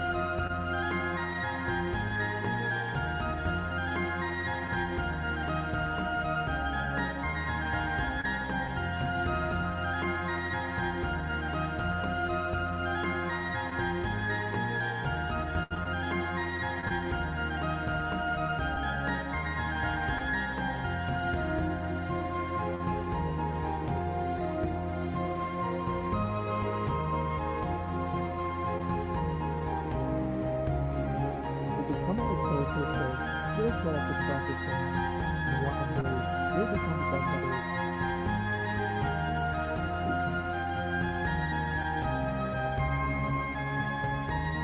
Nicola tried to push me, but looking at the situation, there was no way Nicola couldn't be nothing in the material. It's important to know when to commit and when to just let it go. That's why I'm single. That day.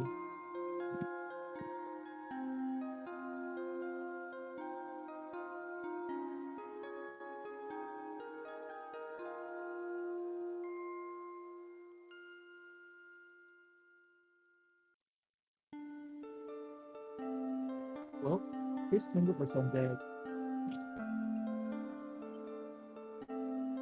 There's no need to die along with your teammate just because you're defined.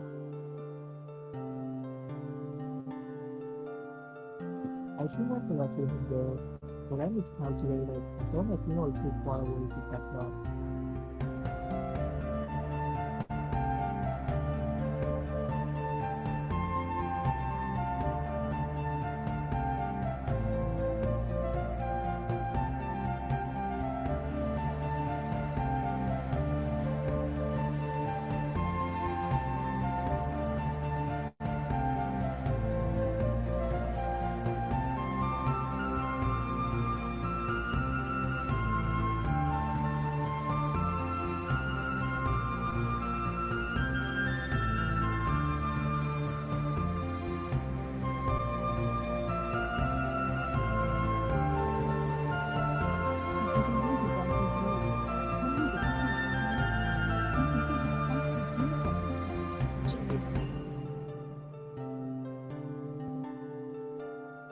Hello. Is everyone back? Hello. Yeah, yeah. We can continue. Okay.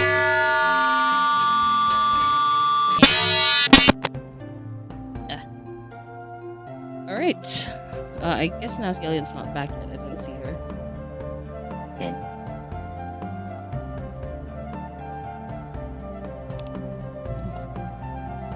Wait, you said 205 or 215? 3:15.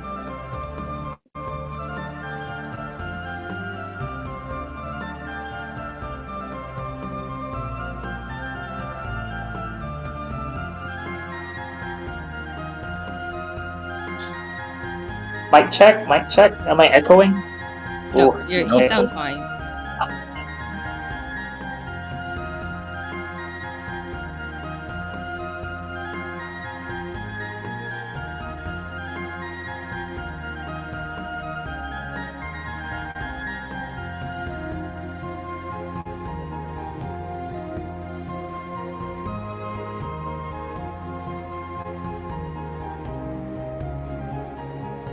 I apologize if just now my voice was a little bit shaky. Oh, it's fine. It gets cut off once in a while, but it's alright. We still managed to hear it all.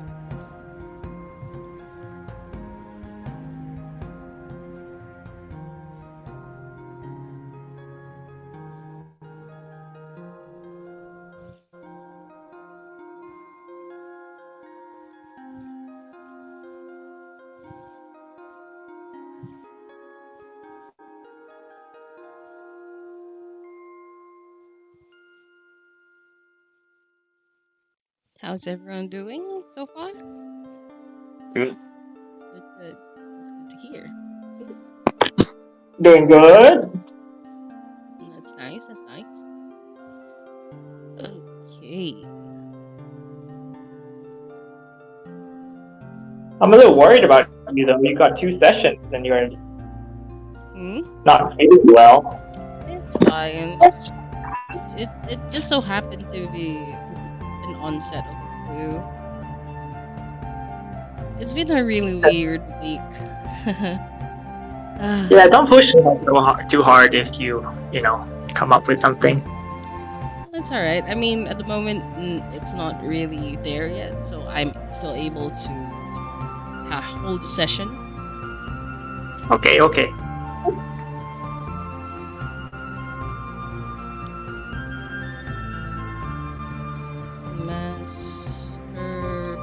builder of.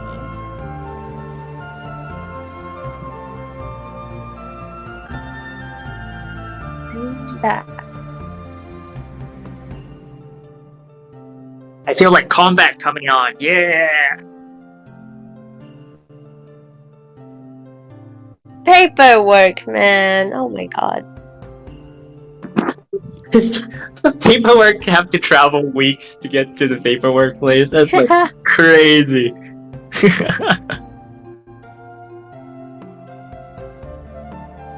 Building the road from. Bureaucracy.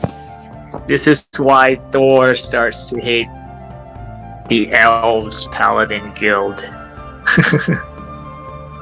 Paperwork. Paperwork. And slow. And this is not something you can just skip over, fight over, trick over. It's gonna come and bite you in the ass later. I was thinking if you guys are really gonna forge that, there is a way. But yeah. I just want to put it out there. We could just like draw something on the arm. With ink. Yeah. It's ridiculous. I feel like if we had like a bard who would be like good at like artistry or something, like just copy it. Oh no, it's wrong. This is not right. There are like forgery kits for certain like rogues or other people with backgrounds like that. No to run. Service road. Service.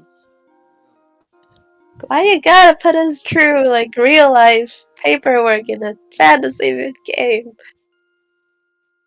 Unlike the other side, they're more strict on this this area of the world. Gotta do adult responsibilities. Yikes. Shrugs.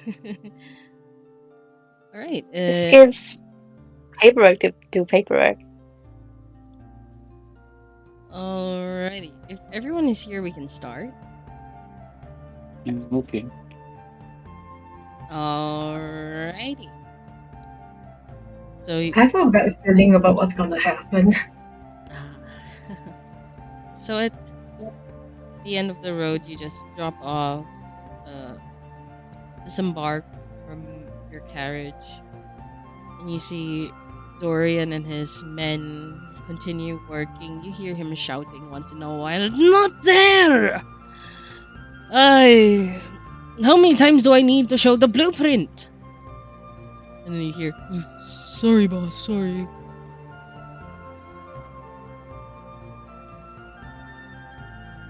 So, let me guess. You were told to have your certification done? Yes. Ah. I see. It's been a very weird couple of months, no? Children getting missing.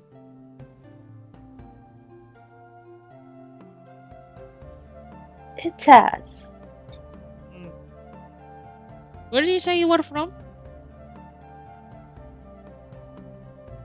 Uvas. You probably don't know it. Uver. Quite a while. But That is in, and then he puts a finger to his temple. That is in the Alien region, yeah? yeah. Ah, I have a friend there. Aha. In Uvas.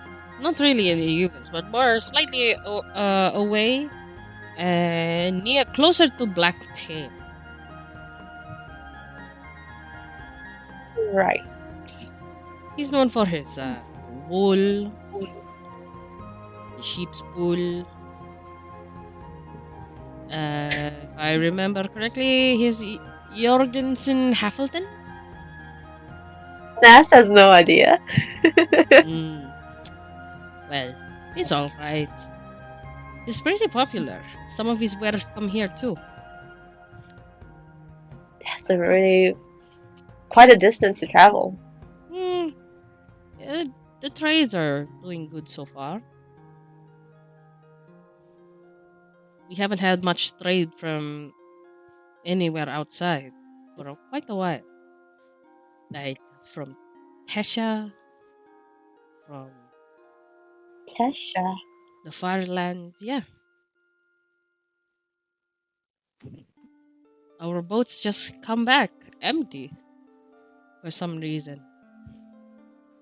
Empty? Mm-hmm.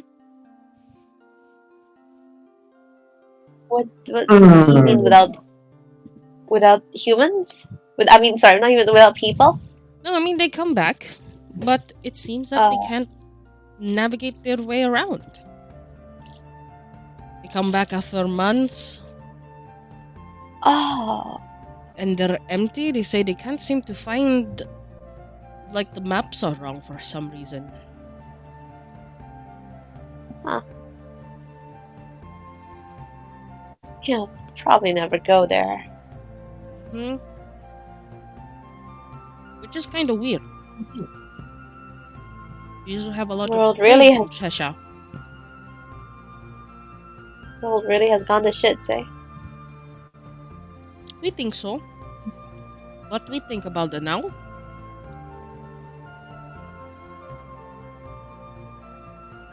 We will be camping here for the night. Do you camp here? Yes. If you look over there, you can see a bunch of tents and some wood and some cobblestone. Alright, so we'll leave in the morning for the paperwork, but for today, I think we'll spend a day here. Sure. Well, if you like, we could share our campsite. We already have a fire built over there. And if you'd like, we'll go out on hunting.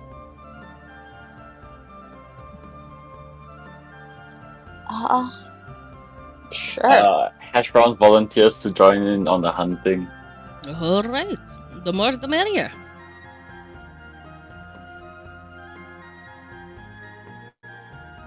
You can just leave your carriage over here and you can make your way over there. Set up your tent or whatnot. Now, Skillian, you gonna do Yarrow hunting too?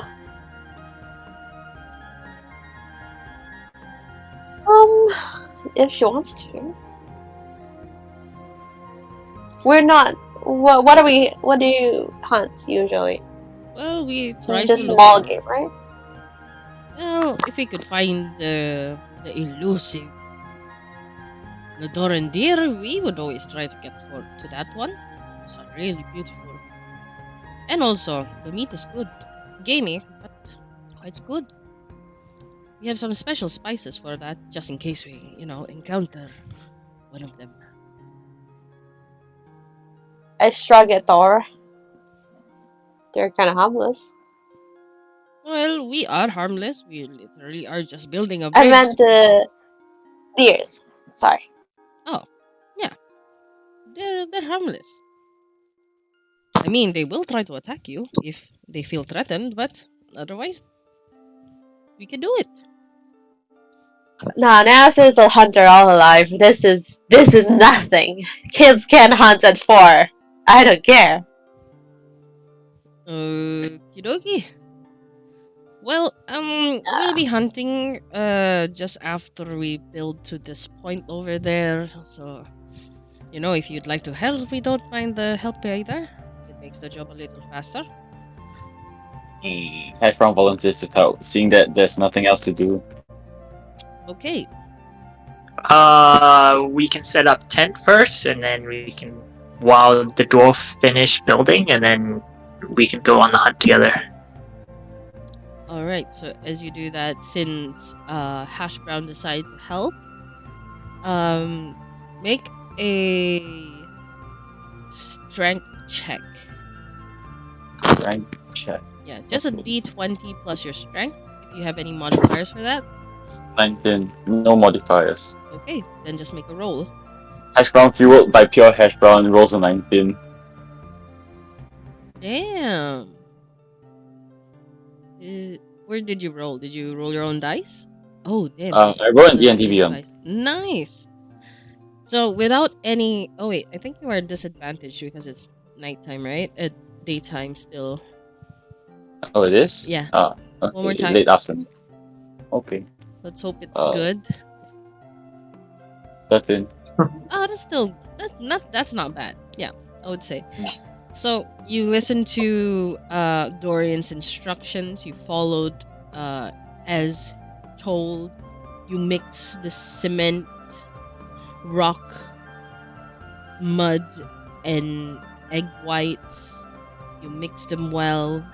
Add some sand, mixing, and then you apply them on the cobble bricks. Stick it there, pat it down. You do see some of the workers doing it wrongly, and you inform them, and they listen to you as you continue to mix their cement for them and help them build the road. Mm-hmm. And then you see one of them with a stick, and he's doing something on the ground.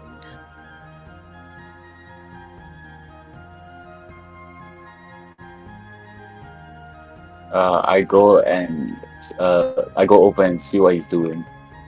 He looks up to you like, "Hey, look at this. I'm writing my name."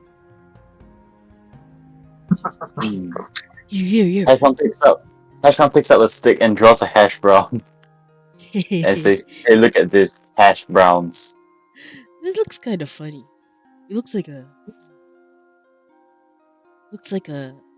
dough. That's nice. But it's a hash brown. We know it's a hash brown. And then he takes the stick again and, "What's your name?" Hash brown Higgins. Hash. How do you spell that? Okay, and he's asking you that while he's already writing it down. So this is what he wrote. Let me just type it out for you. He asked it in hindsight.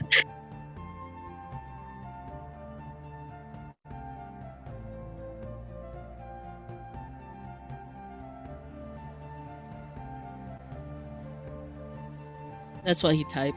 That's why he wrote in cement right next to your hash brown. See, well, that's all and good, but we gotta cover this up, otherwise you'll leave a mark on wet cement. It's fine. If you look at the older ones, some of them write their lover's name on it too. Yeah, but I'm not your level, so cover it up. Let's go carry on with the work. Fine. You see him, he just kind of like smudges it about, and now it's left with Has.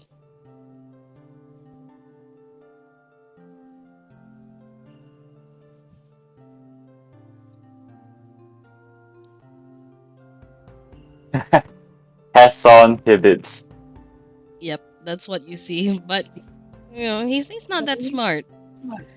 But he still continues his work anyway, and then yeah. I appreciate it, and then I cover it up myself. You cover it up, and now it is gone.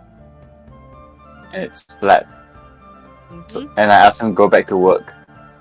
Fine. Then he takes another stone and then just slaps it there and then puts the cement. Alright. So how about Naskelion and the rest? What are you guys doing? Setting up the tent and waiting for the hunt. Okay. In the meantime, Nyx approaches Arizo. Master Shade, is there anything I can do?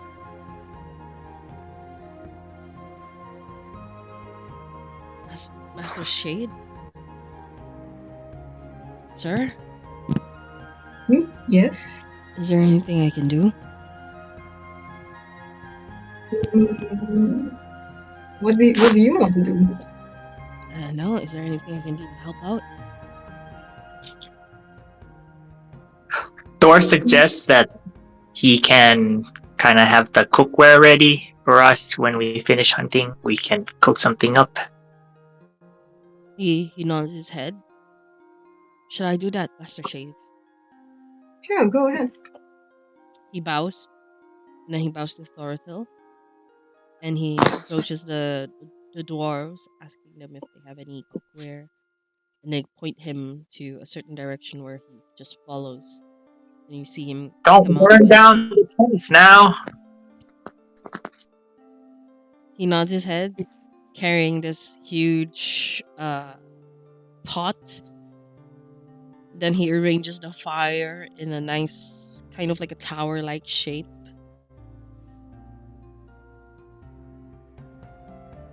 And he fans it,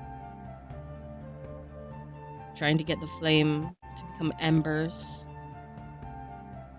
And eventually, with all that time going on, he helps with the veggies. And Dorian orders his men, alright, we'll call it a day. How about the hunting party? For today, Maximilian, and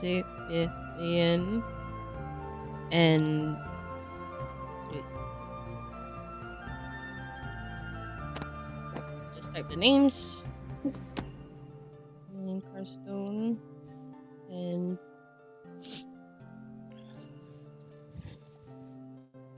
sheep.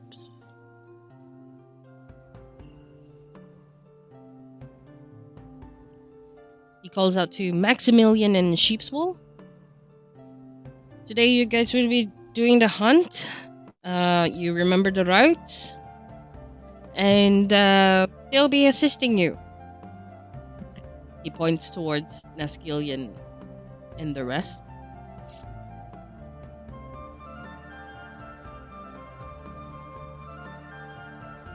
Yara's coming, right? Yeah, ask Yara if she wants to come.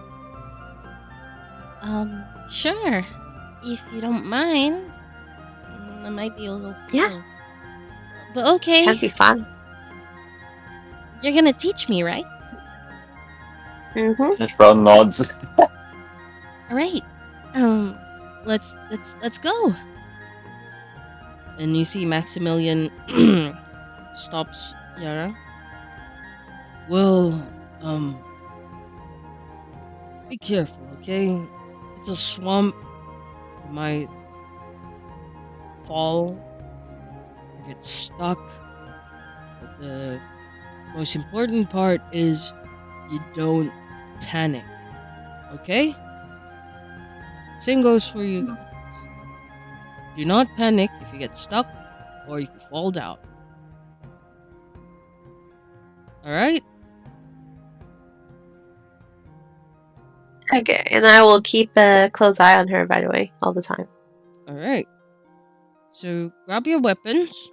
And for you, young one, you hold this rope for us. And just in case, we have this lamp. Hold on to it tightly. And let's make our way in.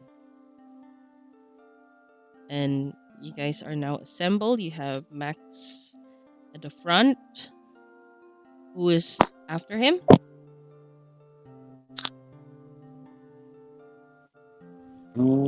Hash brown. Hash, okay. After Hash?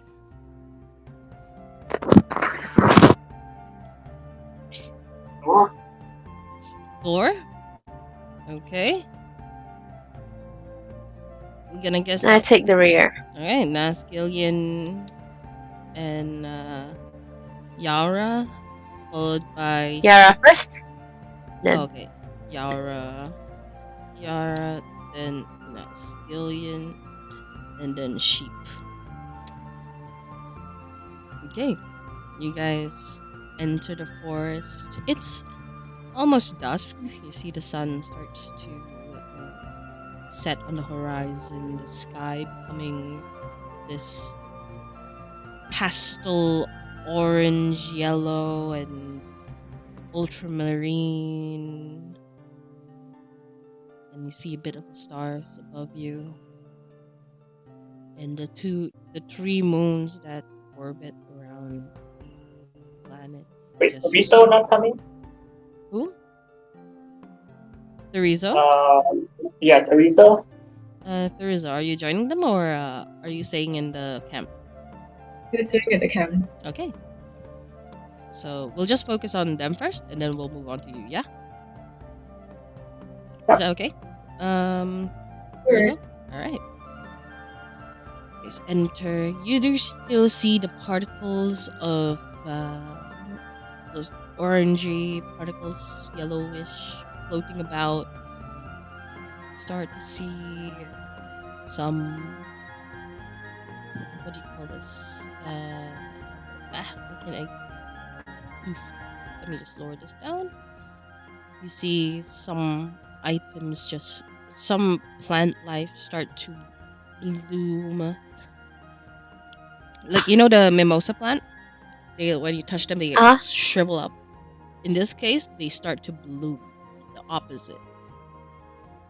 And as you go deeper and deeper into the swamp, you see big variants of fungi line the trees. The trees start to get taller and bigger as you continue to walk in. And also you feel like your feet gets heavier and heavier the deeper you get in. So everyone make a what do you call this? Make a dexterity check and type out on chat here. Dex or dex save? Just a dexterity check. Type where? Oh. As for what's his name? Hash Brown, you have advantage. Yes. So I should roll again. Yeah. The higher one is the one that you're gonna use. Oh. Okay, and just type it out here. Let me see. Hash Brown 12. 9 and 12, 15. Okay. How about you, Ness Gillian? I'll have to roll for Yara.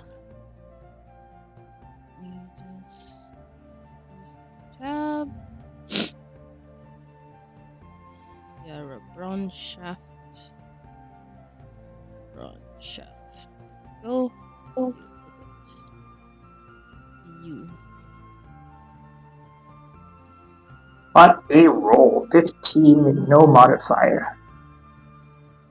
It's alright. Ah. Dirty 20. Ooh, dirty 20. Nice. Very nice.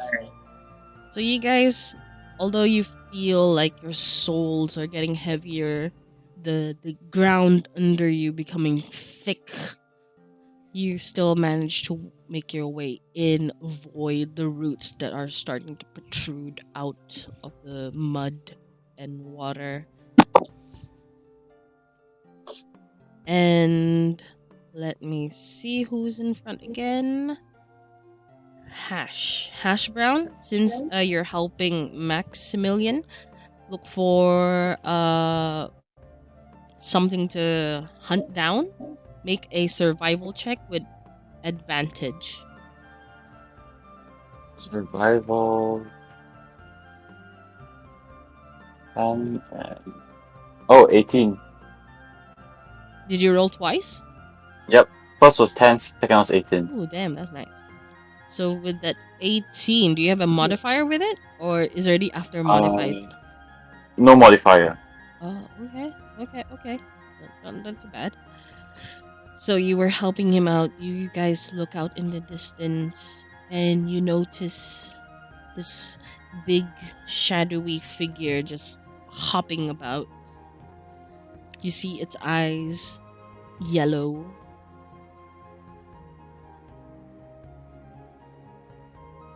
What do you want to do? And as for the rest, Great. is there anything in particular that you're looking for? I kind of just follow it and keep an eye on Yara. Okay, because at the same time, you guys are looking for anything that you could possibly eat. Yara is looking for berries. She does manage to find some fruits, and she picks it up along the way. Nasgillion, you can see that. She tries to reach out for one that is a little too tall for her, and then turns to you and asks you to, like, can you help me get that one? It's a little too tall. I'll get it for her. By the way, they're all not poisonous, right? They're all edible, right? Yes, they're all edible. So you pull it out, you pick up this fruit, you pull it down. Somehow the fruit is still stuck to the stem, and you break it off, and it just goes out with this whoosh, and the leaf, this whole arm of leaves just smacks onto the others, and it kind of creates this ripple effect of leaves moving, like, and you see like the leaves start to wave on your heads as some of the dried ones fall to the ground. And with that, it scares the thing that you guys were chasing, and it runs away.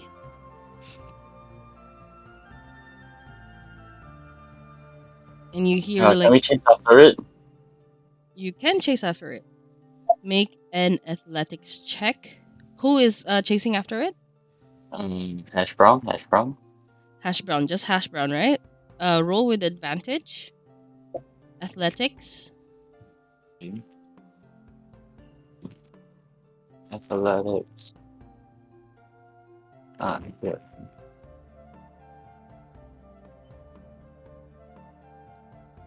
11. Oof, 11. You try to chase after it, but with your feet so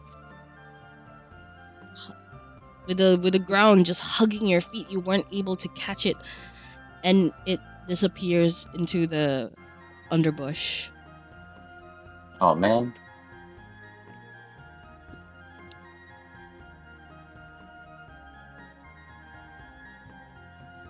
And slowly you guys, ooh, hi. You guys look at the forest around you. It's getting darker and darker. You see fireflies flying about, but it seems quiet now, not as buzzing as before.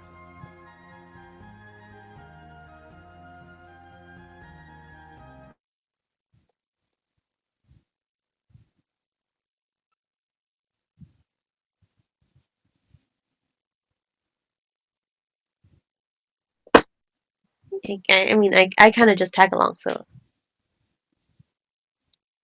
I don't really know what's happening. You now get this feeling that you're being watched. By who? Animal or human? You don't know. You can make a Okay. perception check if you like, Okay. Perception check. with advantage. Yeah. Perception.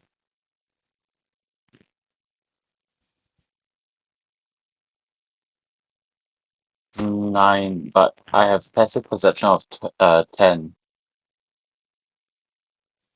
I'm gonna ask Max what's happening, what's going on.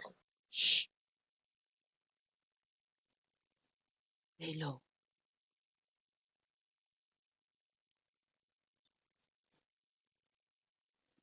Something doesn't sound right.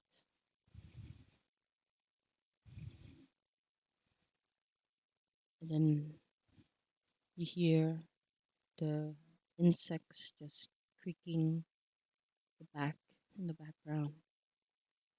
somehow it's a little too quiet for you guys.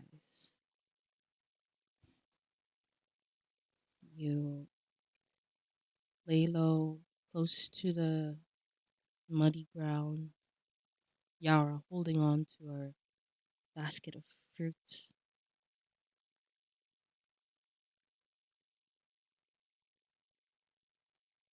And then you hear sound in the distance.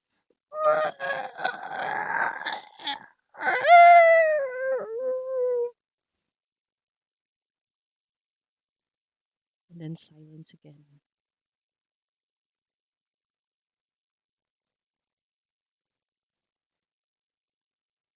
That was a animal cry? Was it? Can you survival on that? Yes, I would tell you that it is an animal's cry. What kind of animal? It sounds like it's dying. It's being ripped apart.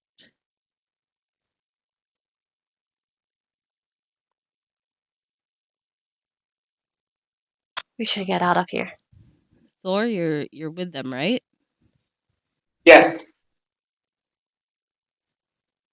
Is there anything you would like to do?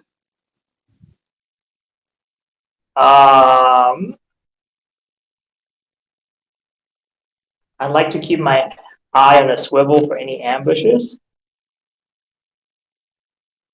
I agree with Max. Let's try and make our way out.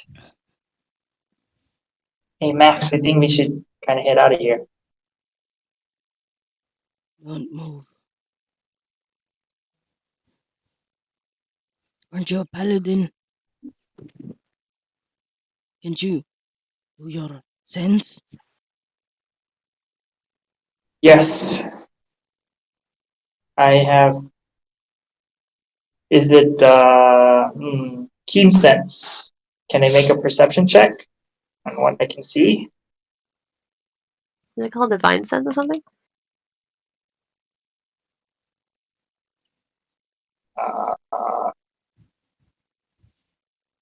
Just says keen senses.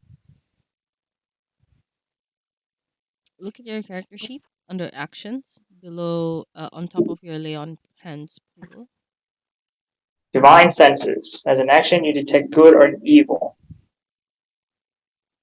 Yeah, okay, I can do that. I think what he means, I tell Thor, he thinks it's not just a wild.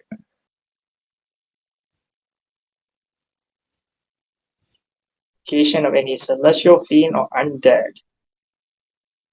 Okay, I'd like to execute divine sense. Mark it down. Okay. When you marked it down, you close your eyes for a moment. You pray on to Solinar, and you smell this terrible pungent odor that just overpowers your noise. It makes you sick to your stomach. Your guts just twist and turn inside. And then you see them right up ahead of you guys. You just a glimpse of it. 3 undead ahead. Your eyes now. 3 undead what? I'm sorry? 4 undead. 4 or 3? Let me double check. I think it's 4. Yeah, 4.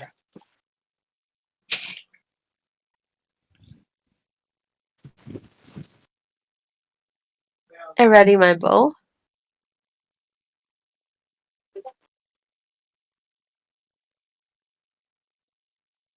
Okay. You ready your bow. Max and Sheep take a step back because they don't know what they can do. So what is it? Asked Thor.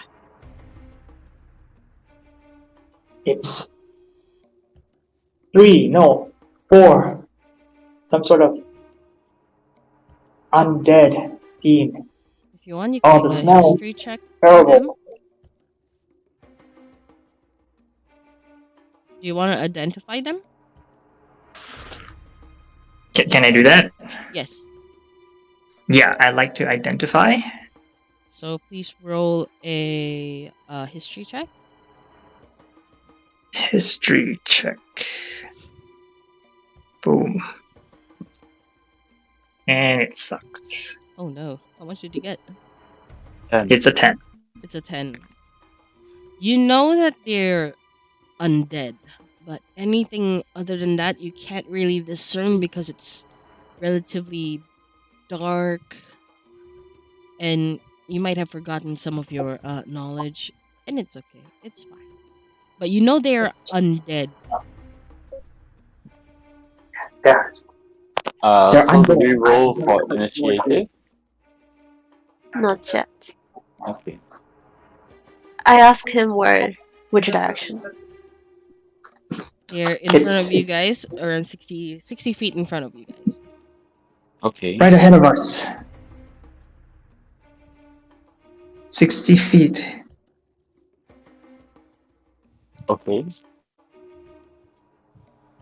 Suddenly you just hear this sound.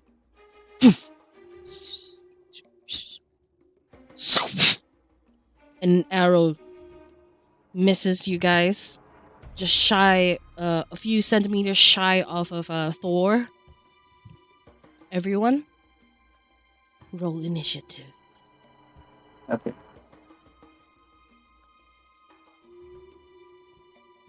Ooh, 17. Ooh. Oh man, they're cupped. They are so cut. 16. Let me write that down. So, initiative, Hash Brown got 17, which is quite good, I will say. And Naskillion got 16. 16. Quite good for me. Thor, how much did you get? 10. 10. And then this is where we remove some people. Sorry, give me a moment. Let me just write it down.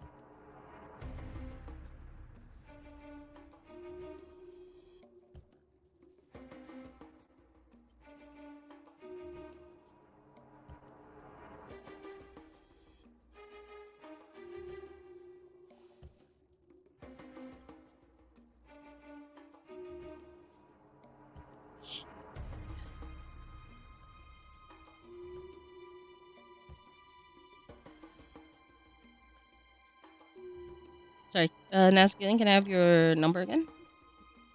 16, 16. right? And Thor is 10. Hash Right. Brown at 17. And okay. Ooh, 16, 10, 17. Oh yeah, I forgot about Yara. Oops. Sorry.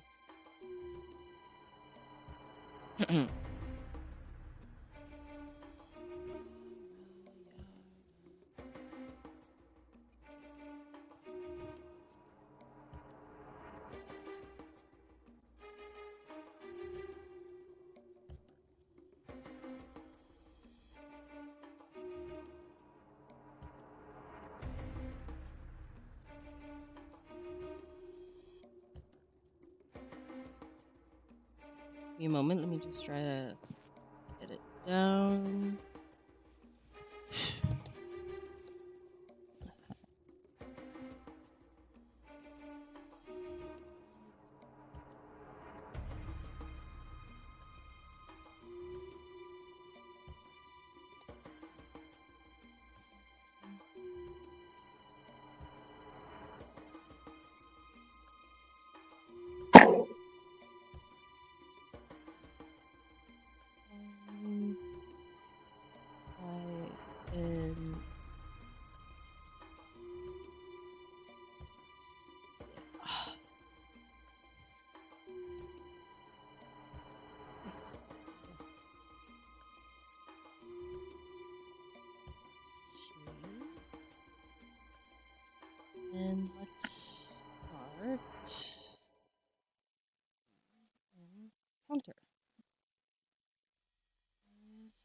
16, 10, 17.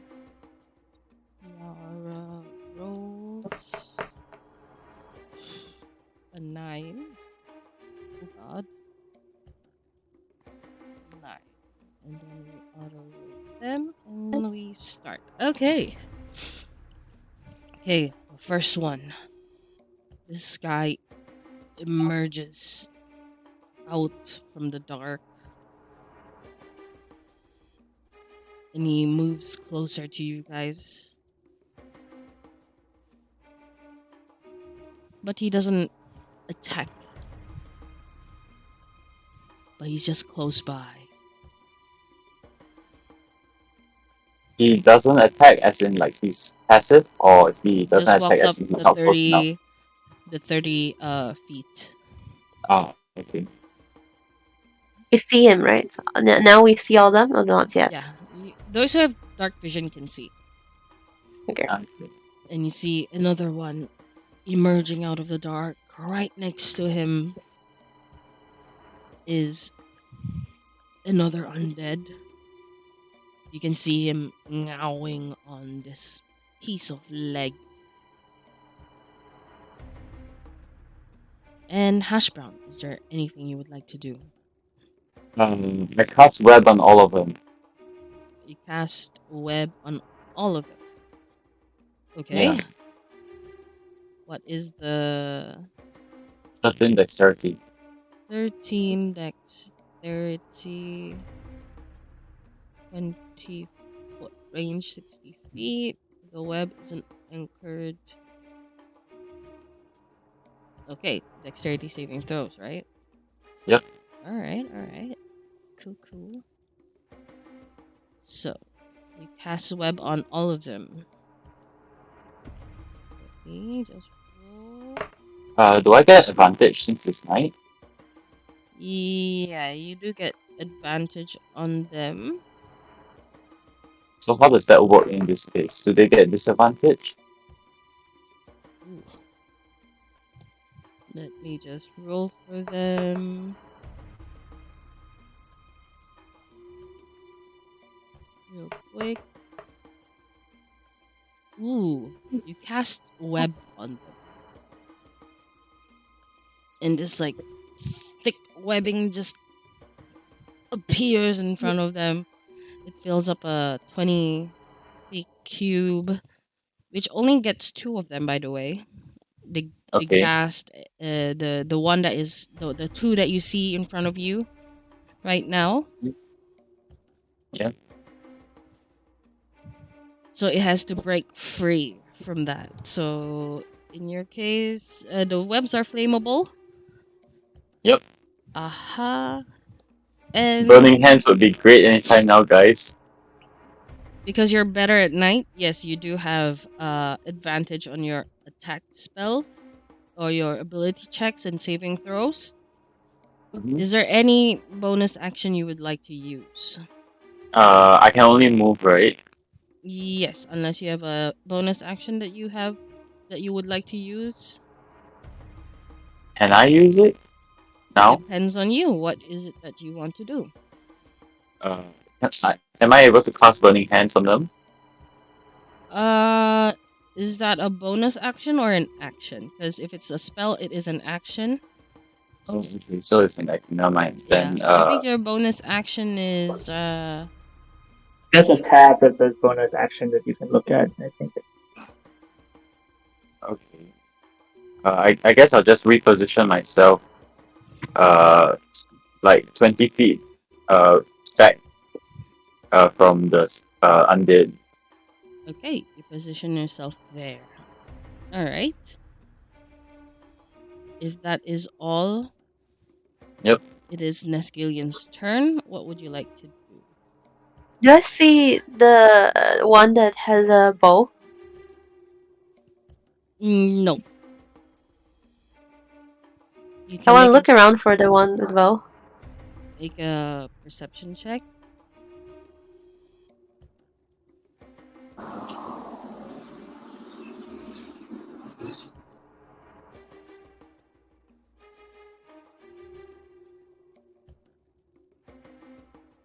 So if the undead walk into my web, they do have to make a dexterity saving throw as well, right? Yeah, they did. Okay.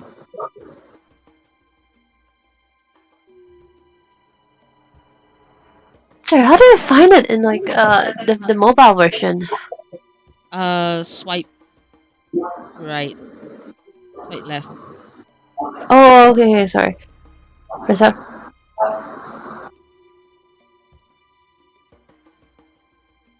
Ooh, nat 20. 22. Ooh, nat 20. You are able to discern one of them hiding behind a tree.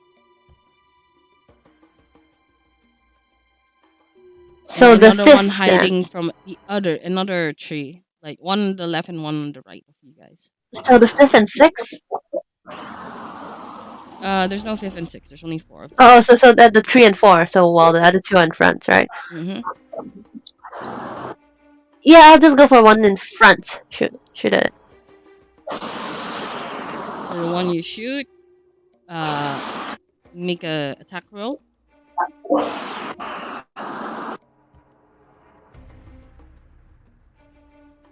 You know, I really want to do this. Never mind, I just shoot the one in front first. It's a 13. A 13 hits. Roll for damage. Oh. You take your aim, pull the arrow back, and let go. The arrow flies into the air, and it scrapes on the side of the goal, releasing this guttural sound of. Anything for your bonus action?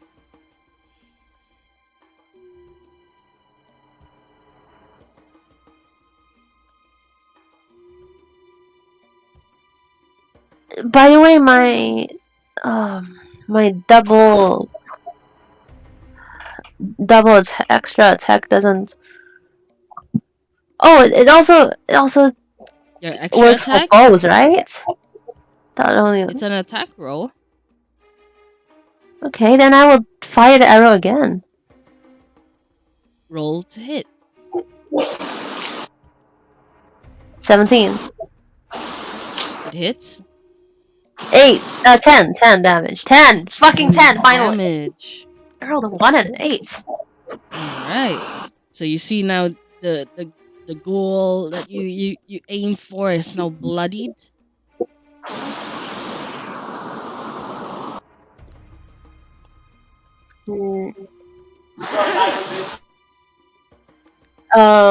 I use my interaction to tell Yara to get to cover, or at least more to cover. It's not lay low cover. Okay. So as you do that, one of them hides the back and disappears into the dark, followed by the other one. The other one slithers into the darkness, into the tree trunks and fungi.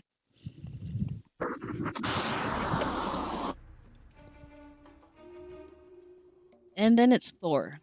Thor's turn. What do you want to do?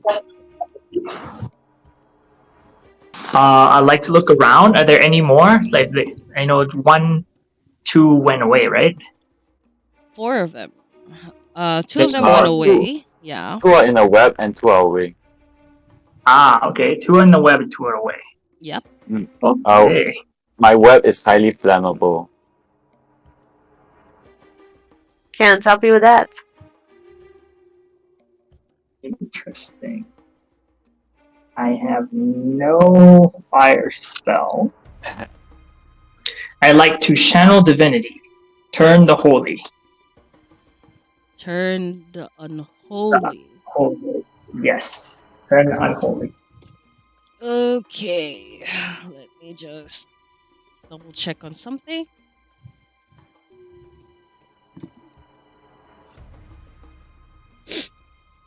Thor Okay. sticks his hammer into the ground, reach out his arm from below, bring it up high. Whoosh.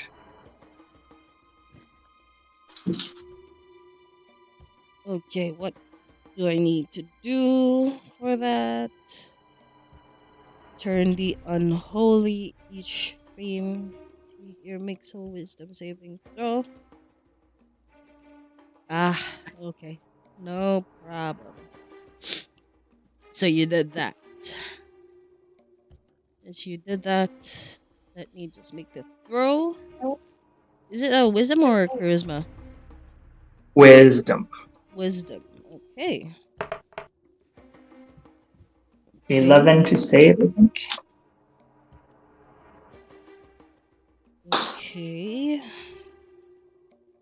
Let me just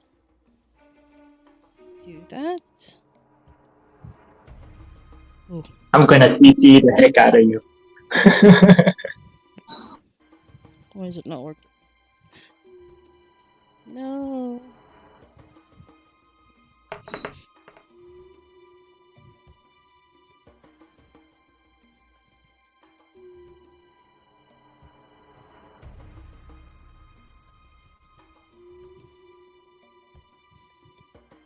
Oh my god. This is not working. Why? This is so weird. Let's click that again. This is just okay, 20. Let's just do okay. How much did I get? Okay. One of them gets turned. What does it do? Right. It says must spend its turns trying to move as far away from you as it can, and it can't willingly move to a space within 30 feet of you. It also can't take reaction. For its action, it can use only the dash action to try to escape from the effect that prevents it from moving. If there's nowhere to move, the creature can use the dodge action. Okay. So you did that. Anything for your bonus action? I like to do a compel duel on the ones that are trying to hide, like run away. Wow. So you push it away, but compel them to duel you. What? So where does it run? Compel duel. Oh, no, not the one that I turn under. The one that Nas. Is it? Because Nas hit one and it kind of like Ran away? ran away, right? Yeah. You have to compel your do you? It ducked into cover. Do you need to see them?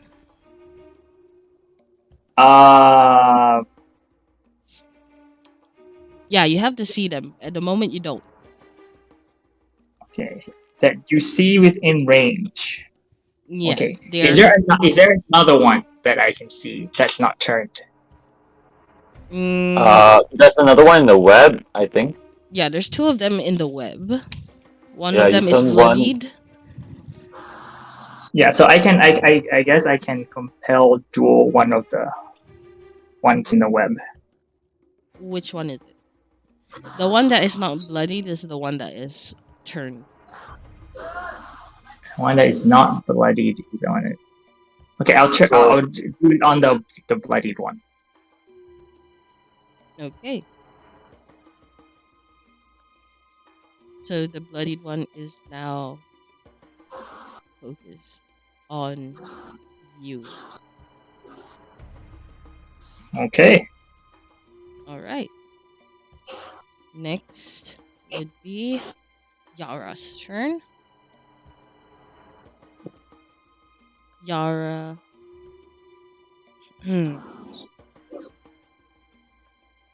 Reaches out her hands, chanting a magical spell. And you start to feel this cold wind circulate around you guys as a blue and white light just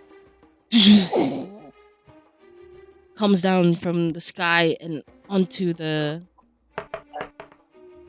ground. It misses,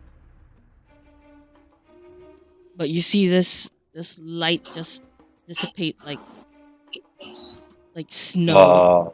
Is it lightning? It's a ray of frost, but yeah, Oh, okay. it misses. But she takes a step back, getting closer to Maximilian and Sheep.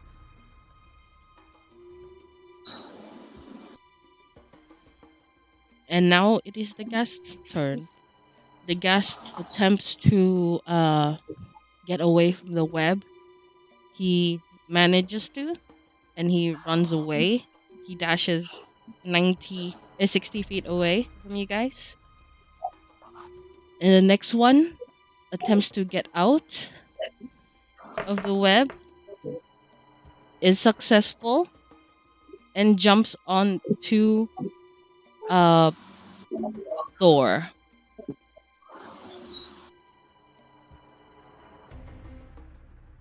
All right. As he jumps onto Thor, he tries to swipe at you with his claws, and it misses. But Thor, make a Constitution saving throw.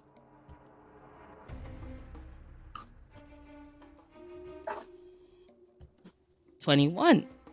You smell this terrible, foul, pungent smell as it like envelopes your nose, your breathing apparatus, and somehow, with the grace of God, you are immune to it. And that brings us to Hash Brown. What do you want to do? If I cast Burning Hands now, can I hit everything if I also use Metal Magic Distance spell? Mm-hmm. So can I hit all of the creatures? At that point, my Burning Hands would have a range of 60 feet. You'll be able to hit 2 of them. Only 2? Mm-hmm. Okay, can I position myself better to hit more? You don't know where the other 2 are. Oh, okay. Yeah. I guess do I have to extend it to hit 2, or I can just hit 2 like that? Yeah, you can hit 2 just like that, just by standing in front of Okay. them. Mhm. I'll cast a level 1 Burning Hands. Okay. Roll for roll.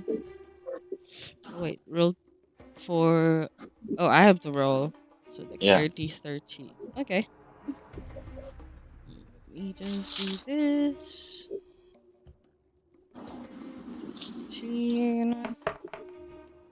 13.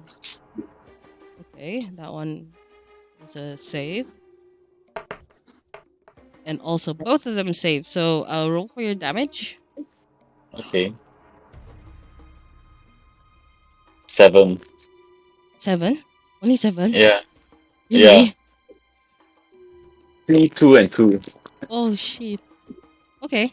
7 divided by 2, 3.54. So I'll just round it up to the higher.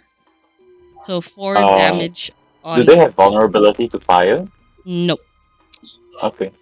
So 4 damage. You shoot out your burning hands and the flames just go. It's like a small puff of smoke comes up. It doesn't do as much damage as you thought it would, but one. I still had it on hash brown settings. But they seem to be one of them, the one that is still caught in the web and that is going for Thor, and because he's 5 feet close to Thor, can you also make a dexterity saving throw? Dexterity saving throw. Mm-hmm. Oh my god. Can I use Careful spell to allow him to automatically save a saving throw of whatever I cast? You have to do it earlier before. Oh, okay. Yeah. Never mind. Okay. Yeah, he failed it. Oh. It's a 3. So you take 7 points of damage. from the burning hands.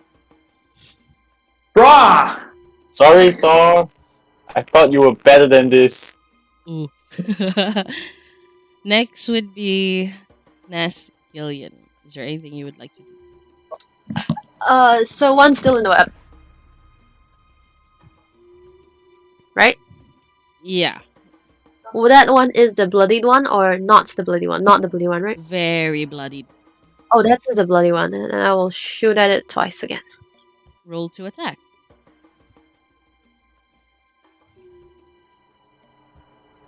Uh, 12. Hits. Oh. 10. 10.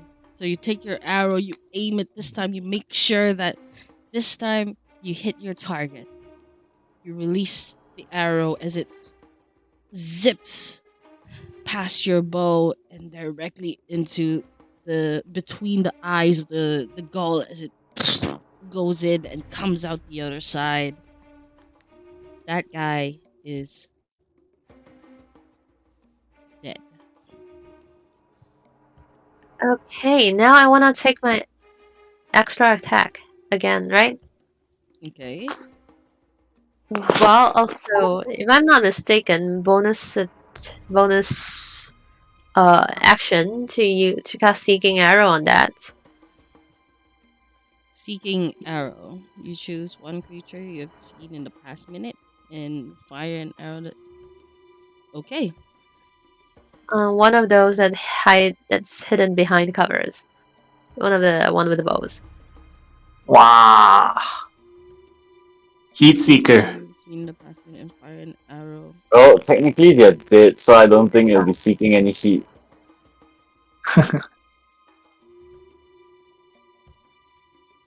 Okay. Use it. And I roll. Oh, do I wait, you? Oh my, 15. So your dex saving again a DC 12. Okay. He failed. Or take damage from the arrow. So do I still roll for attack or it's a auto strike? Must How does it? or make take damage from the arrow. Because the attack would be 15, by the way. So 15. Okay. Two bottles cover, and if the target is in range and so he made a dexterity saving throw, but he still took the damage. Yeah. So he failed or succeeded? He failed. Which means I roll a damage plus 1d6. No, that's or, right? You must make a dex Or saving throw or take damage. And because he's failed that, he takes damage, is it? or take damage from the arrows plus 1d6 damage, and you'll learn the target's location. Half damage and if on a success, but you failed. When you use this option, you don't make an attack roll for the attack. Instead, choose one creature you see in the path. So don't Towards around the corners if necessary. Going entry for the target is within the path large enough for the arrow to travel the target. The target must be within 30 hit. Otherwise, the arrow disappears after traveling as far as it can. And on a save the target takes damage for it plus an extra 1d, and you learn. Okay. You do a 1d6 and roll the damage. Yeah, just roll one more damage. Damage and 1d6. Yeah.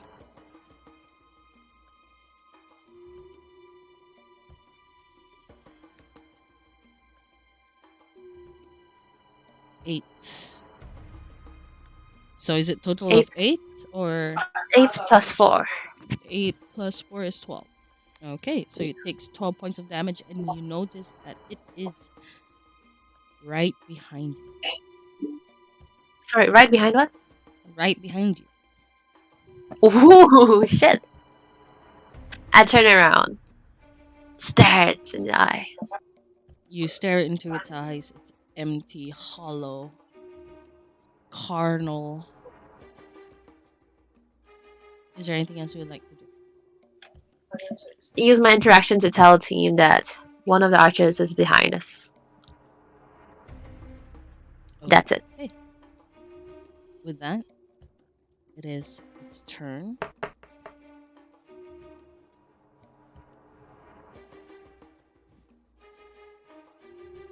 Okay, can we recap what who's left? Escalon, 15. Does it hit?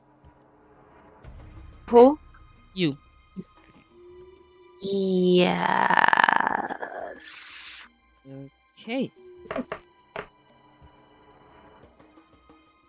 As your arrow shoots right at it, you realize where it's coming from.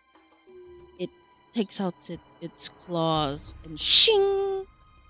And slashes you on the chest, dealing a total of 7 points of damage, slashing damage.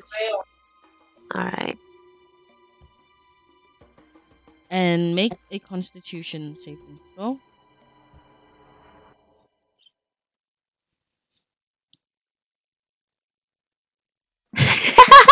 That 1 plus 5.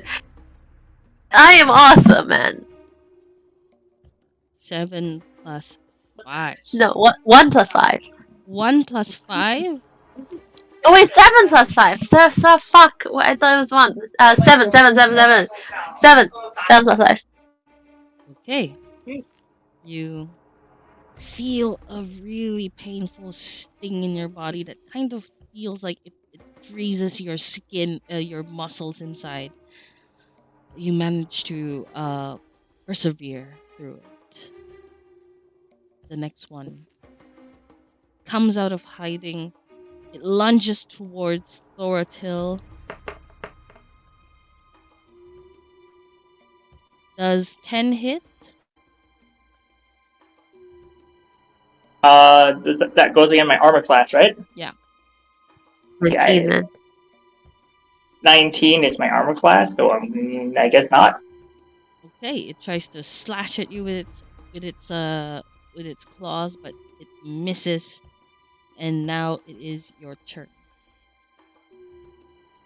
Okay, so there's 2 right in front of me, right? One is next to Nesgillion, the other one is to you. Mm-hmm.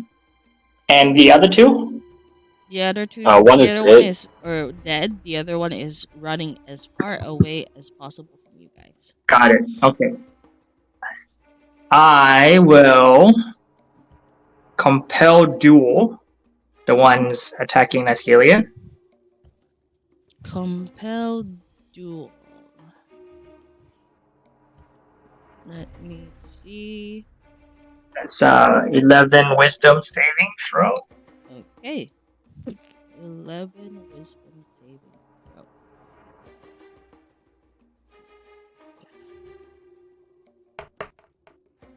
He succeeds. He succeeds in saving. It's a save. Okay. So that's what was my action. My bonus action will be to cast Thunderous Smite. Thunderous Smite. Let me see. Bonus action. Compel. Oh, you can only do it 1 because that is under your bonus action. Yeah, because you already used Compel Duel, you can't use Thunderous Smite. Oh, I can't use Compel Duel as my action? They're under your bonus actions. Oh. Yeah, and you use the spell already.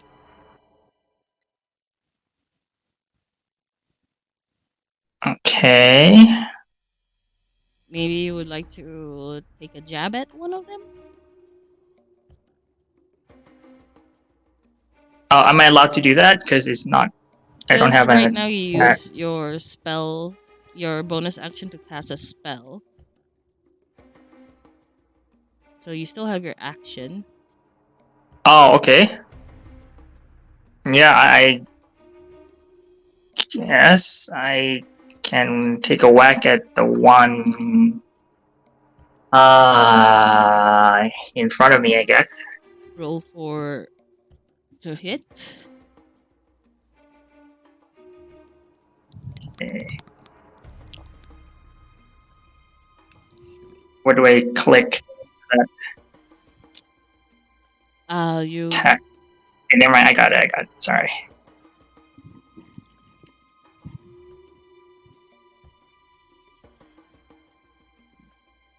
Okay, 21. 21 hits. And then roll for damage. Mm-hmm.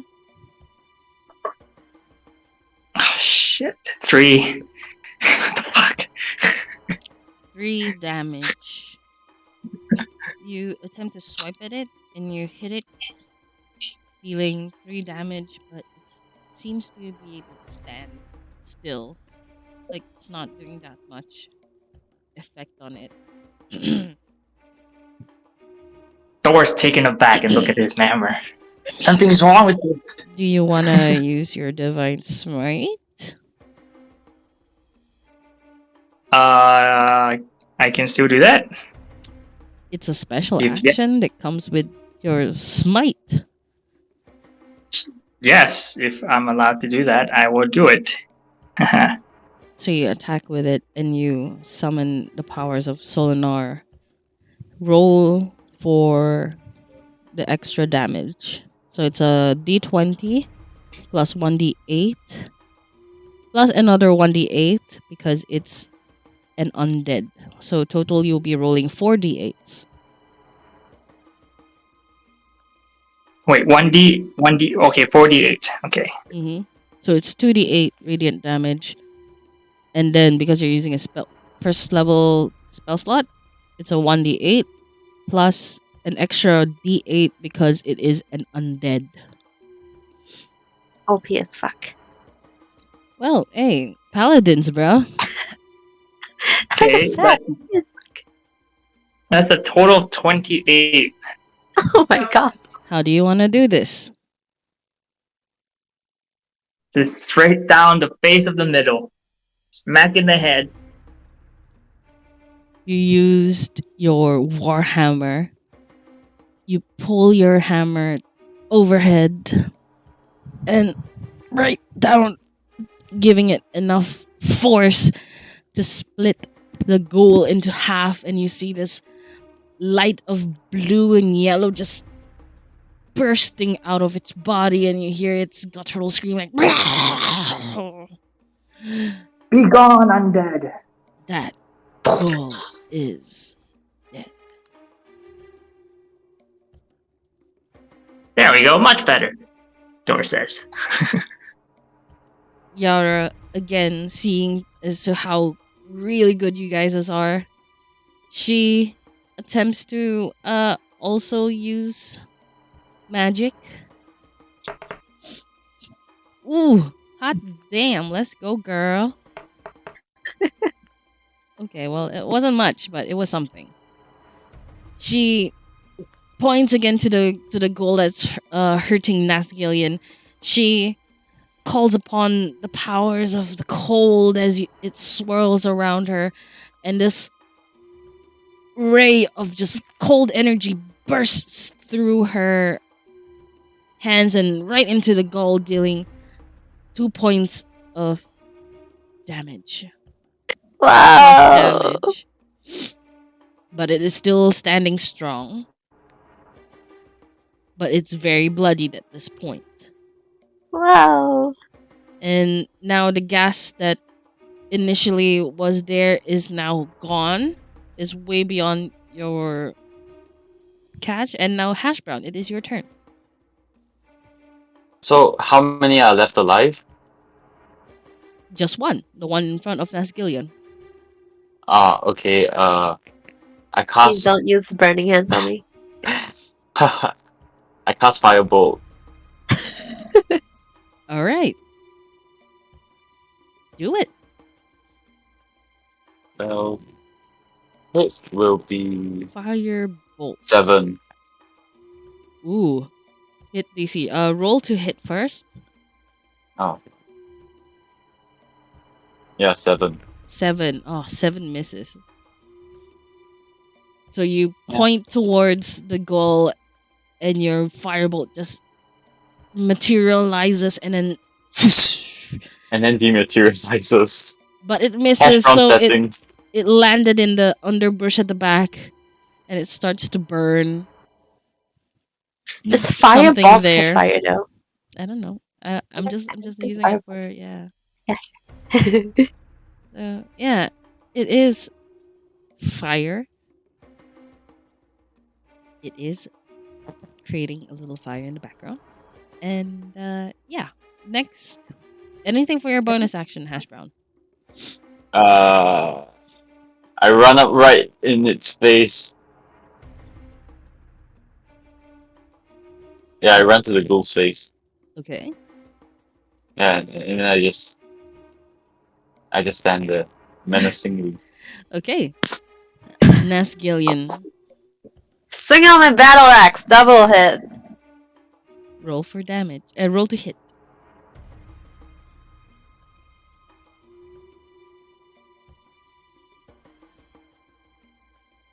$24. Is it a natural? Nope. All right. So you hit 6. end. 6 damage. Okay. That's Is all? it down? Nope, I didn't say. Then I swing again. Roll to hit. I rolled a nat 1. Never mind. Gosh. I'm assuming 6 doesn't hit, does it? No, it doesn't hit Yeah. for sure. You, with a renewed sense of energy, you swing. The first one hits. It cuts through its jaw. As you see, its guts just splatter on your face. You know what? But it's I look still around. standing, and it goes like. I look around. I see that there's no other one. I see that,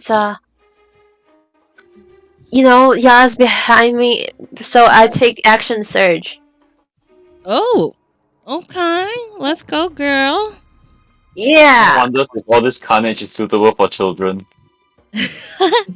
I attack it again. 20 to hit. It hits. How do you want to do this? Like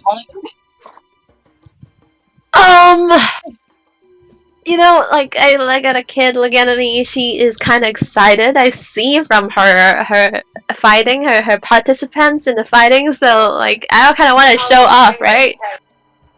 And I swing my first axe, like kind of guts over it, and then I loop around the head, and what's the most unviolent way? Because I just cut it down the neck into the torso, from the side of the shoulder into the torso, and then push it down onto the floor in the process. Ooh. With that, the last one falls to the ground. It doesn't say anything or doesn't even grunt. It just.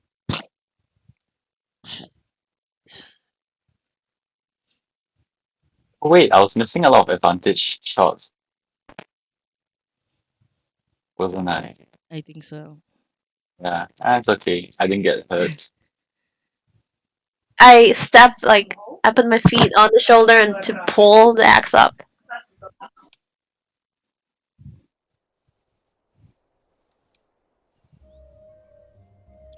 Okay. That you guys are out of initiative. Mm. You hear the insects cricking in the background. Yeah, Hash Brown is still hungry. It. Never thought there were ghouls here. And then you see Maximilian just walking towards one, kicking it with his shoe, with his boot. Lucky we have a paladin. And then he smacks Torathil on the back. Glad to be here. Oh, this is the first time we've experienced a ghoul here. Huh. Well, I think that year is long gone. Well, we still have berries. Well, let's check back in one of our traps. Maybe we might have gotten something. Is everyone here okay? Anyone injured? I'll be fine. All right. Well, we'll have I to look report at this. Thor's sizzling armor, by the way. Yeah, Doris looks at the hash brown and like, yeah, just some minor burns from. It's okay, Thor. It was set to hash brown mode, not incineration. And then you hear Thor this just crackling sound in the background, like.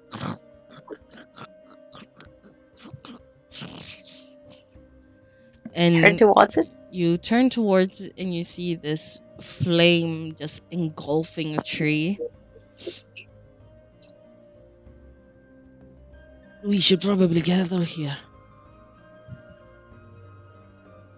All right, let's go. Let's move. But to the trap first. This way. You have to report this to the master.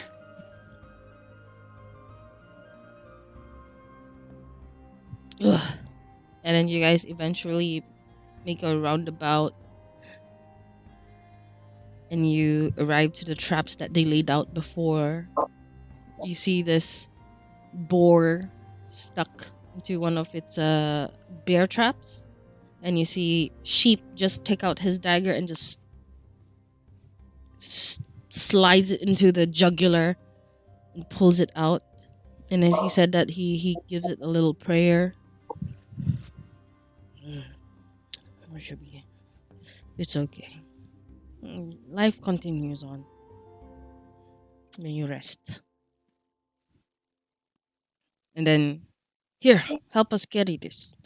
And then he drags the boar to you guys. I help with it. Okay. And in the distance, you do hear the crackling get louder. This is bad. We better hurry. And then you guys eventually make it back to camp. And camp, we have Therizo, who is with Nyx and the others.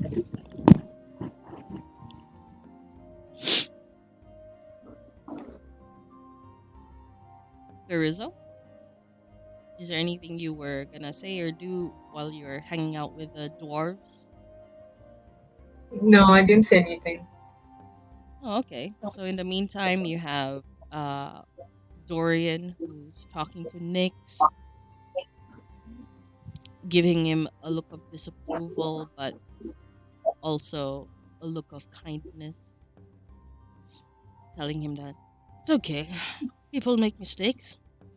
At least you're doing something right now. Well, what you did is a terrible thing nonetheless, but it's still a good thing. Don't focus on the bad. There's always room for improvement. I'm trying. I'm really trying. Thank you, Mr. Dorian.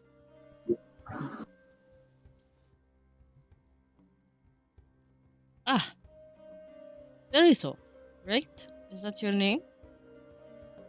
Yes, but you can just call me Shay if you want. Shade. Sure, Shade then. What brings you here?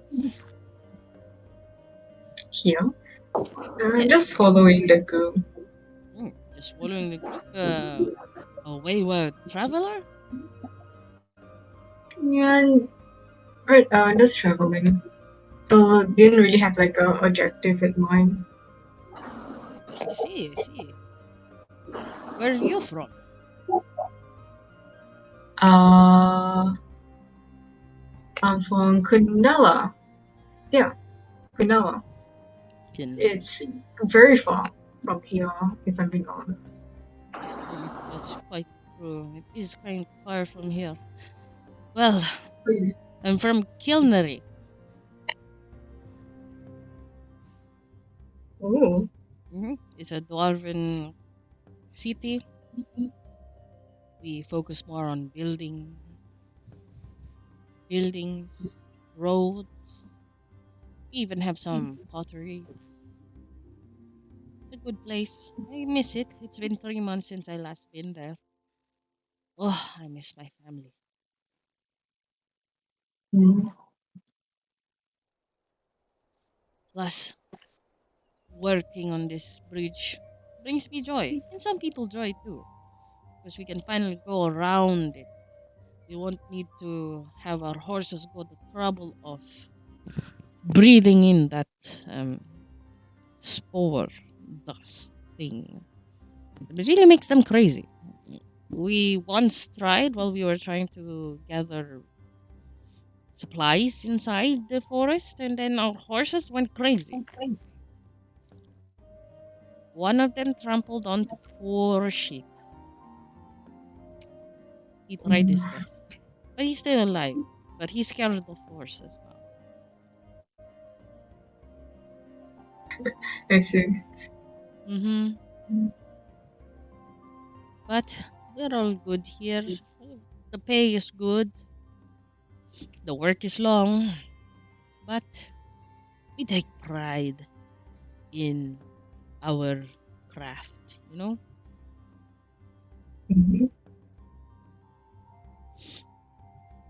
Mhm.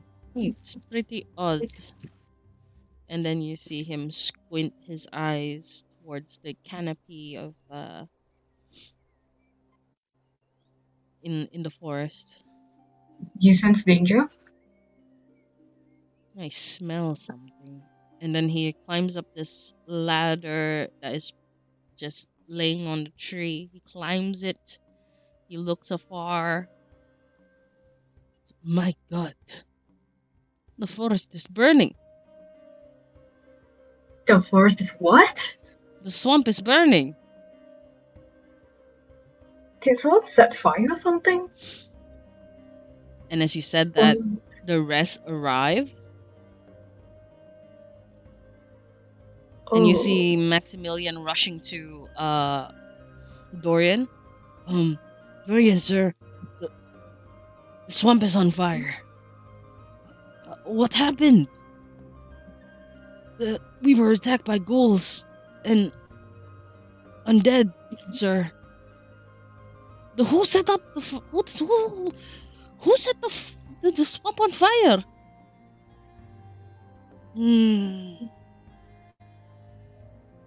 And then Maximilian just shuts his mouth and takes a step back. What did you guys do?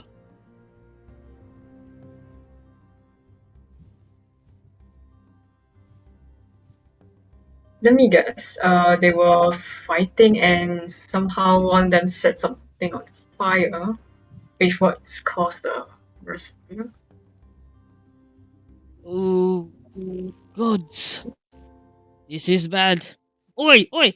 Stop what you're doing. Stand up. Take yourself a bucket and get moving in there. We need to quench the fire.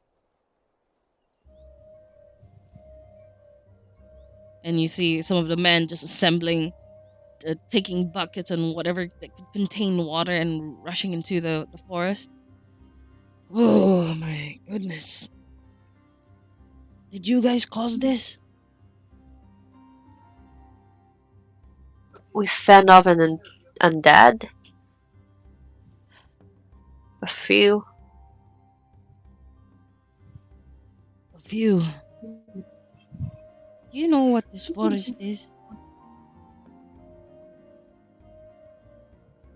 No, it just looks like a forest. This forest is important in many cultures living here.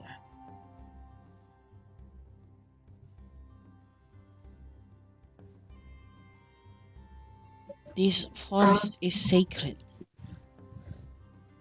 Okay, but with all due respect to your team, your hunting team is also not equipped to deal with undeads.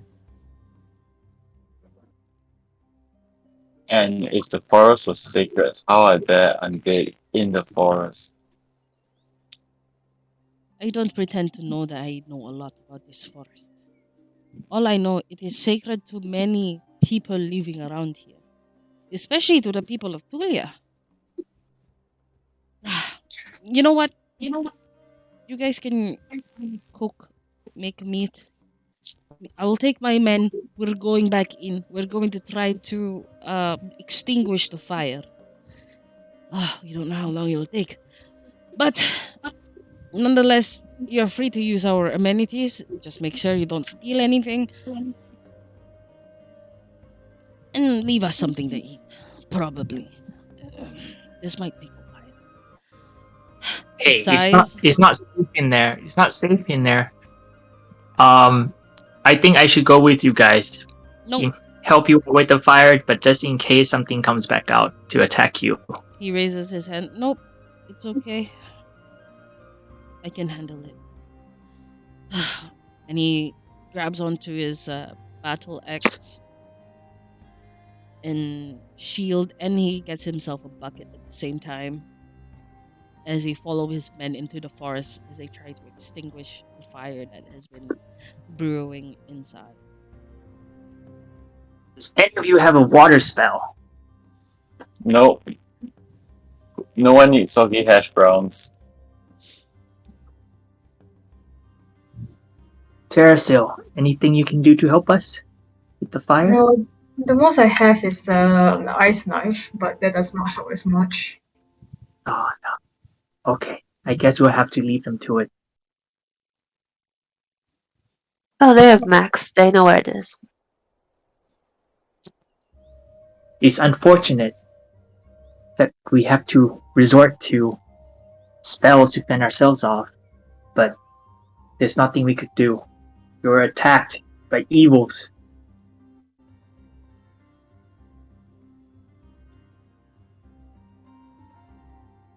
I trust that they'll take care of it. So, like they said, we'll make dinner and hope for the best.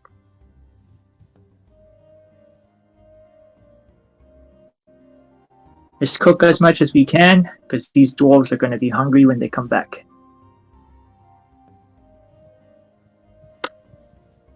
Okay. Who is going Next. to cut the meat open? The boar open. Hash brown will prepare hash brown. I'll prepare the boar. Okay. Castilian. Roll for Survival. Yeah. As always, I have such good stats, but such bad rolls. So let's see what happens. Didn't actually have to roll to cut meat. 21. Let's see what she's able. 9. She got a 1? 21. Oh, 21. 21. Shit. I thought you got a 1, dude. Perfect cut. Wagyu beef right here. Now, Skillion, you take your dagger, you swing it in your hands, and then catch it. You start from the head. You find the same spot where Max dipped his knife to the jugular, and you flip, tying the hind legs together, and you flip it upside down as you carve into its body. This I've done this a Hmm? 1,000 times. And then you take your dagger, you slit it up, and the innards fall into this bucket that catches it. And you start to meticulously remove the skin from the flesh, You do so with no problem. You've done this so many times, and eventually you have this nice sheet of pig's leather, and you hung it on one of the the clothesline, and then you start to carve into the leg, making sure you cut the perfect slice. The rib, you break them with one of the choppers that Nick's passed to you. You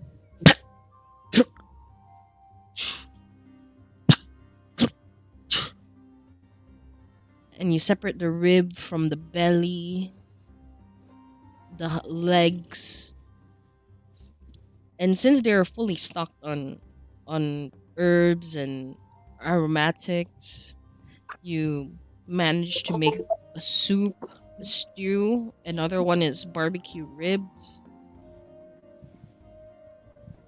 and then you decide like, hey, I'm gonna go the extra mile. I'm gonna make bacon, and you made bacon. You save a portion of the belly for bacon. You save the innards. You decide like, yeah, we're not gonna waste this. We're gonna make this into food. You cleaned it up. You got Yara to help you, who was kind of iffy about it, but she helped you nonetheless. I'm just amused at her being disgusted. You can see her face. Her face is like scrunched up. Her lips like kind of kissing the air, trying not to look at it. And eventually, it's all cleaned, and you put it into the stew, and it looks like it's a part of it now, and it doesn't taste like that bitter, disgusting taste when you didn't clean the meat right.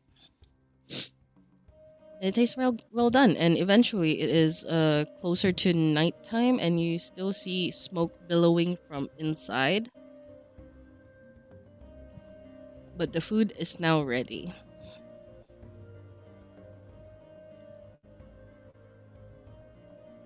And the dolls, have they come back yet? Some of them, yes. But then you see them, they come out, and then they have their food, they go back in.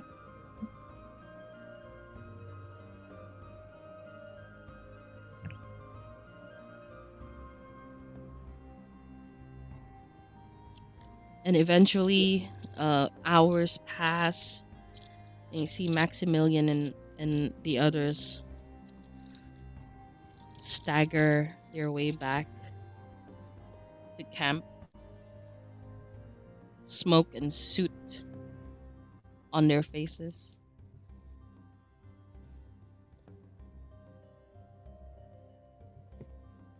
Is it done? We managed to sealed off some parts of the forest, but there was so little we could do. We tried our best nonetheless.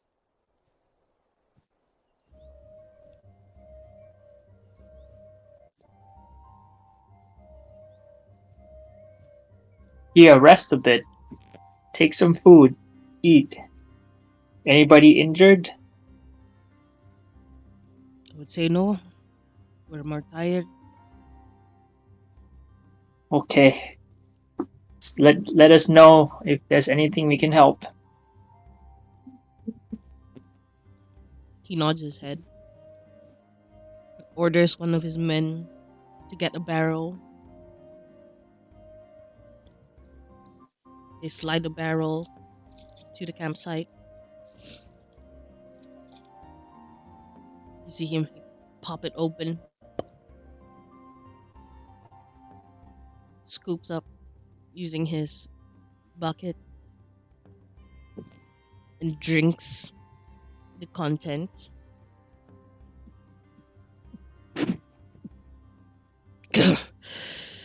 Oh, nothing like a good ale.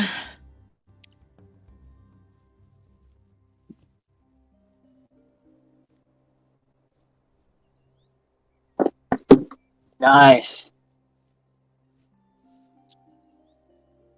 You guys should be more careful, you know?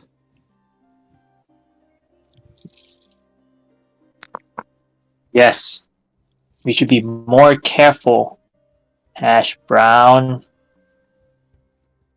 Hash brown looks away, snacking on a piece of hash brown. Maybe you need more practice with those fire spells. Yeah, hash brown challenges Thor to a duel in uh in the guise of training. Oh, oh, you want to go? You want to go? Does Thor accept? Thor would accept. Does the party allows it?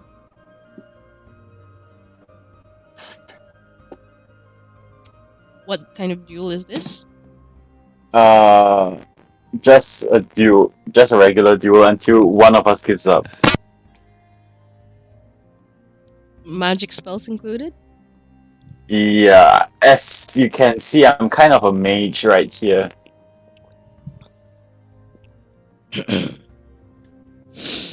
We're out in open.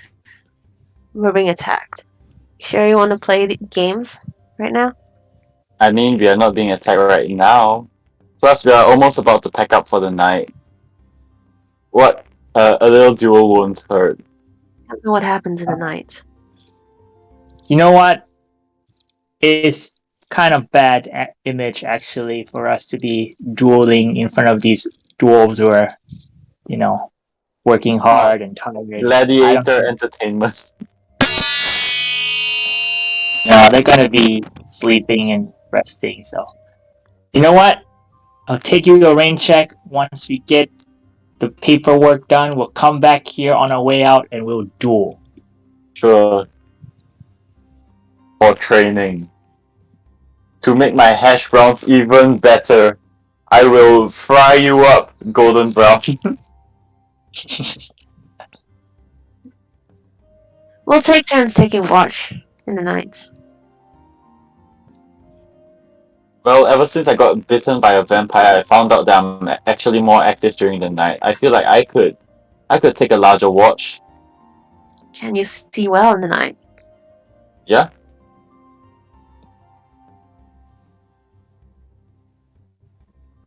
Alright. You take watch. I'm gonna take my rest because I got burnt. Sleep is for the weak. Again, we take turns. You don't want to be up like for the entire night. So what, instead of a long rest, I take a short rest? You take a long rest is 8 hours, so as long as you have 8 hours sleep, someone wakes someone, everyone has 8 hours sleep. Because I literally only casted one spell. And if you don't sleep, you're gonna get tired and you're gonna get disadvantages. He is gonna get disadvantaged during the day. Exhaustion. Yeah, so it doesn't really matter. Daytime is my nightmare. Level up your exhaustion. No, he doesn't have exhaustion. He just have disadvantage. What the fuck? Sure. So I can take a short rest instead of long rest. If needed. What the fuck is this build? Pretty messed up, honestly. High charisma, high dexterity.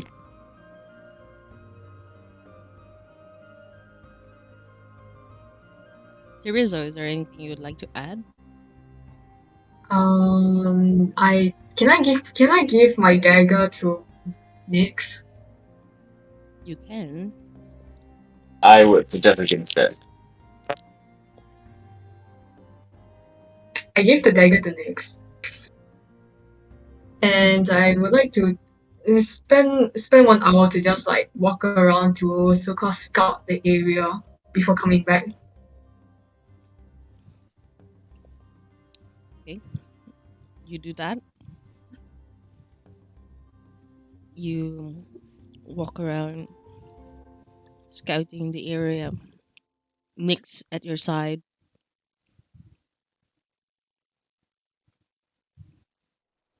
Okay. You feel this pull into the forest, to the swamp.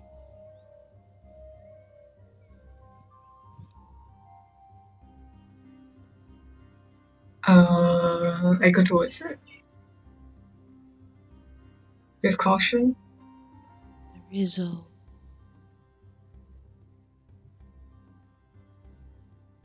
Prince of Dark.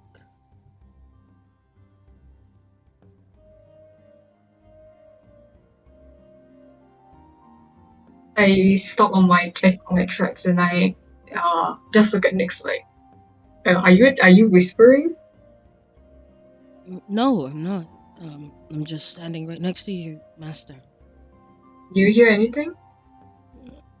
I hear, and he thinks, I hear insects, owls. Ooh, ooh. Yeah. So you don't hear the voice?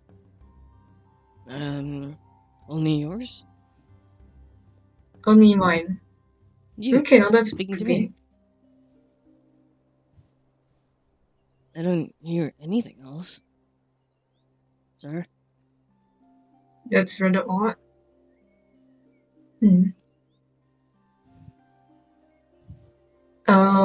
I waited for about like 5 minutes to see if the voice was still there.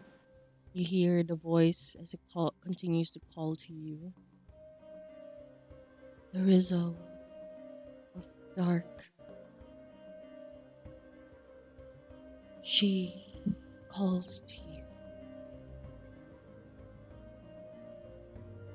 And then you start hearing a sound that kind of reminds you of a heart.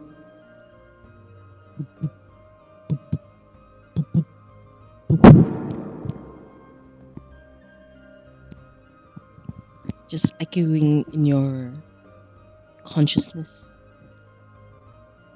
Oh, is it like very loud or just like soft or normal talk? It's loud enough that you hear it in your ears. Oh, okay. And the forest starts calling to you. You notice that the veins of the swamp, you see its every movement, climbing up the trees, into the water, up the roots, in the fungi. They seem to glimmer for you. But not Nyx. Not Nyx. Nyx is looking at you, worried. Boss? Master? Okay, so Teresa will tell Nyx about what he saw and told him to go back to the camp and tell them about it. You know they don't trust me, right? I could follow you. Suddenly, Hash Brown, who was on watch the whole time, saw Theresa and Nyx go in the forest and decided to follow them in. So Hash Brown shows up. Hash Brown, you meet Theresa and Nyx. Oh, hello, Hash Brown. Hello. I couldn't help but notice you weren't eating hash browns. Well, technically, my apologies, but I'm not really a big fan of hash browns. Monstrous. No, really, I don't really eat hash browns that often. Hash brown shrugs. Less competition for me then. Yeah. Anyway, I want to go ahead further. But Teresa tells Hash Brown about what he saw and hear, and told Hash Brown to bring Nyx back with him, and ask the rest to be on guard as well. Nix hesitates for a moment. What if you need protection, sir? I can come with you. No. I'll go on my own. Does any of you have any paper by any chance? I would say you probably have a piece of paper and a writing material in your bag with you. Okay. I went to write down a few stuff and pass it to Nick instead. Then yeah. Then I just like whispered to him that should I be gone, please present it to the Kingdom of Dark. Kingdom of Dark? Yeah, but do not look into the context, please. I will honor it. Should I leave now?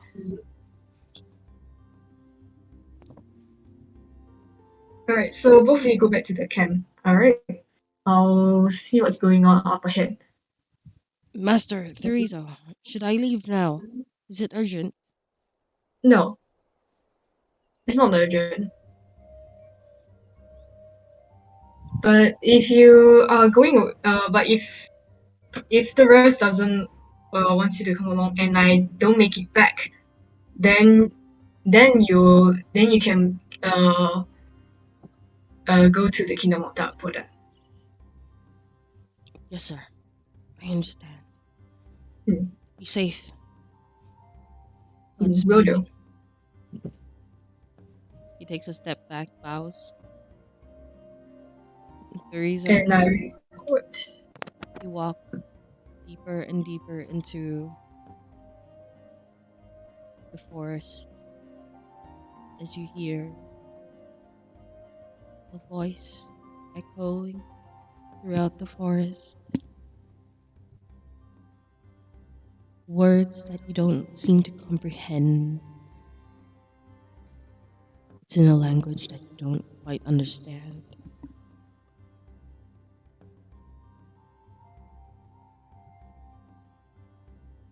Okay. And it calls out to you, the Razor of Dark. I've been waiting for you. And this is where we end the session. Nice. Can we have like a mock battle with no impact on the main story, just a scenario where me and someone else battles? Yeah, you guys can do that. It's totally fine. On your own time. Okay. Yeah. Hanger. Hey Paul, you want a battle?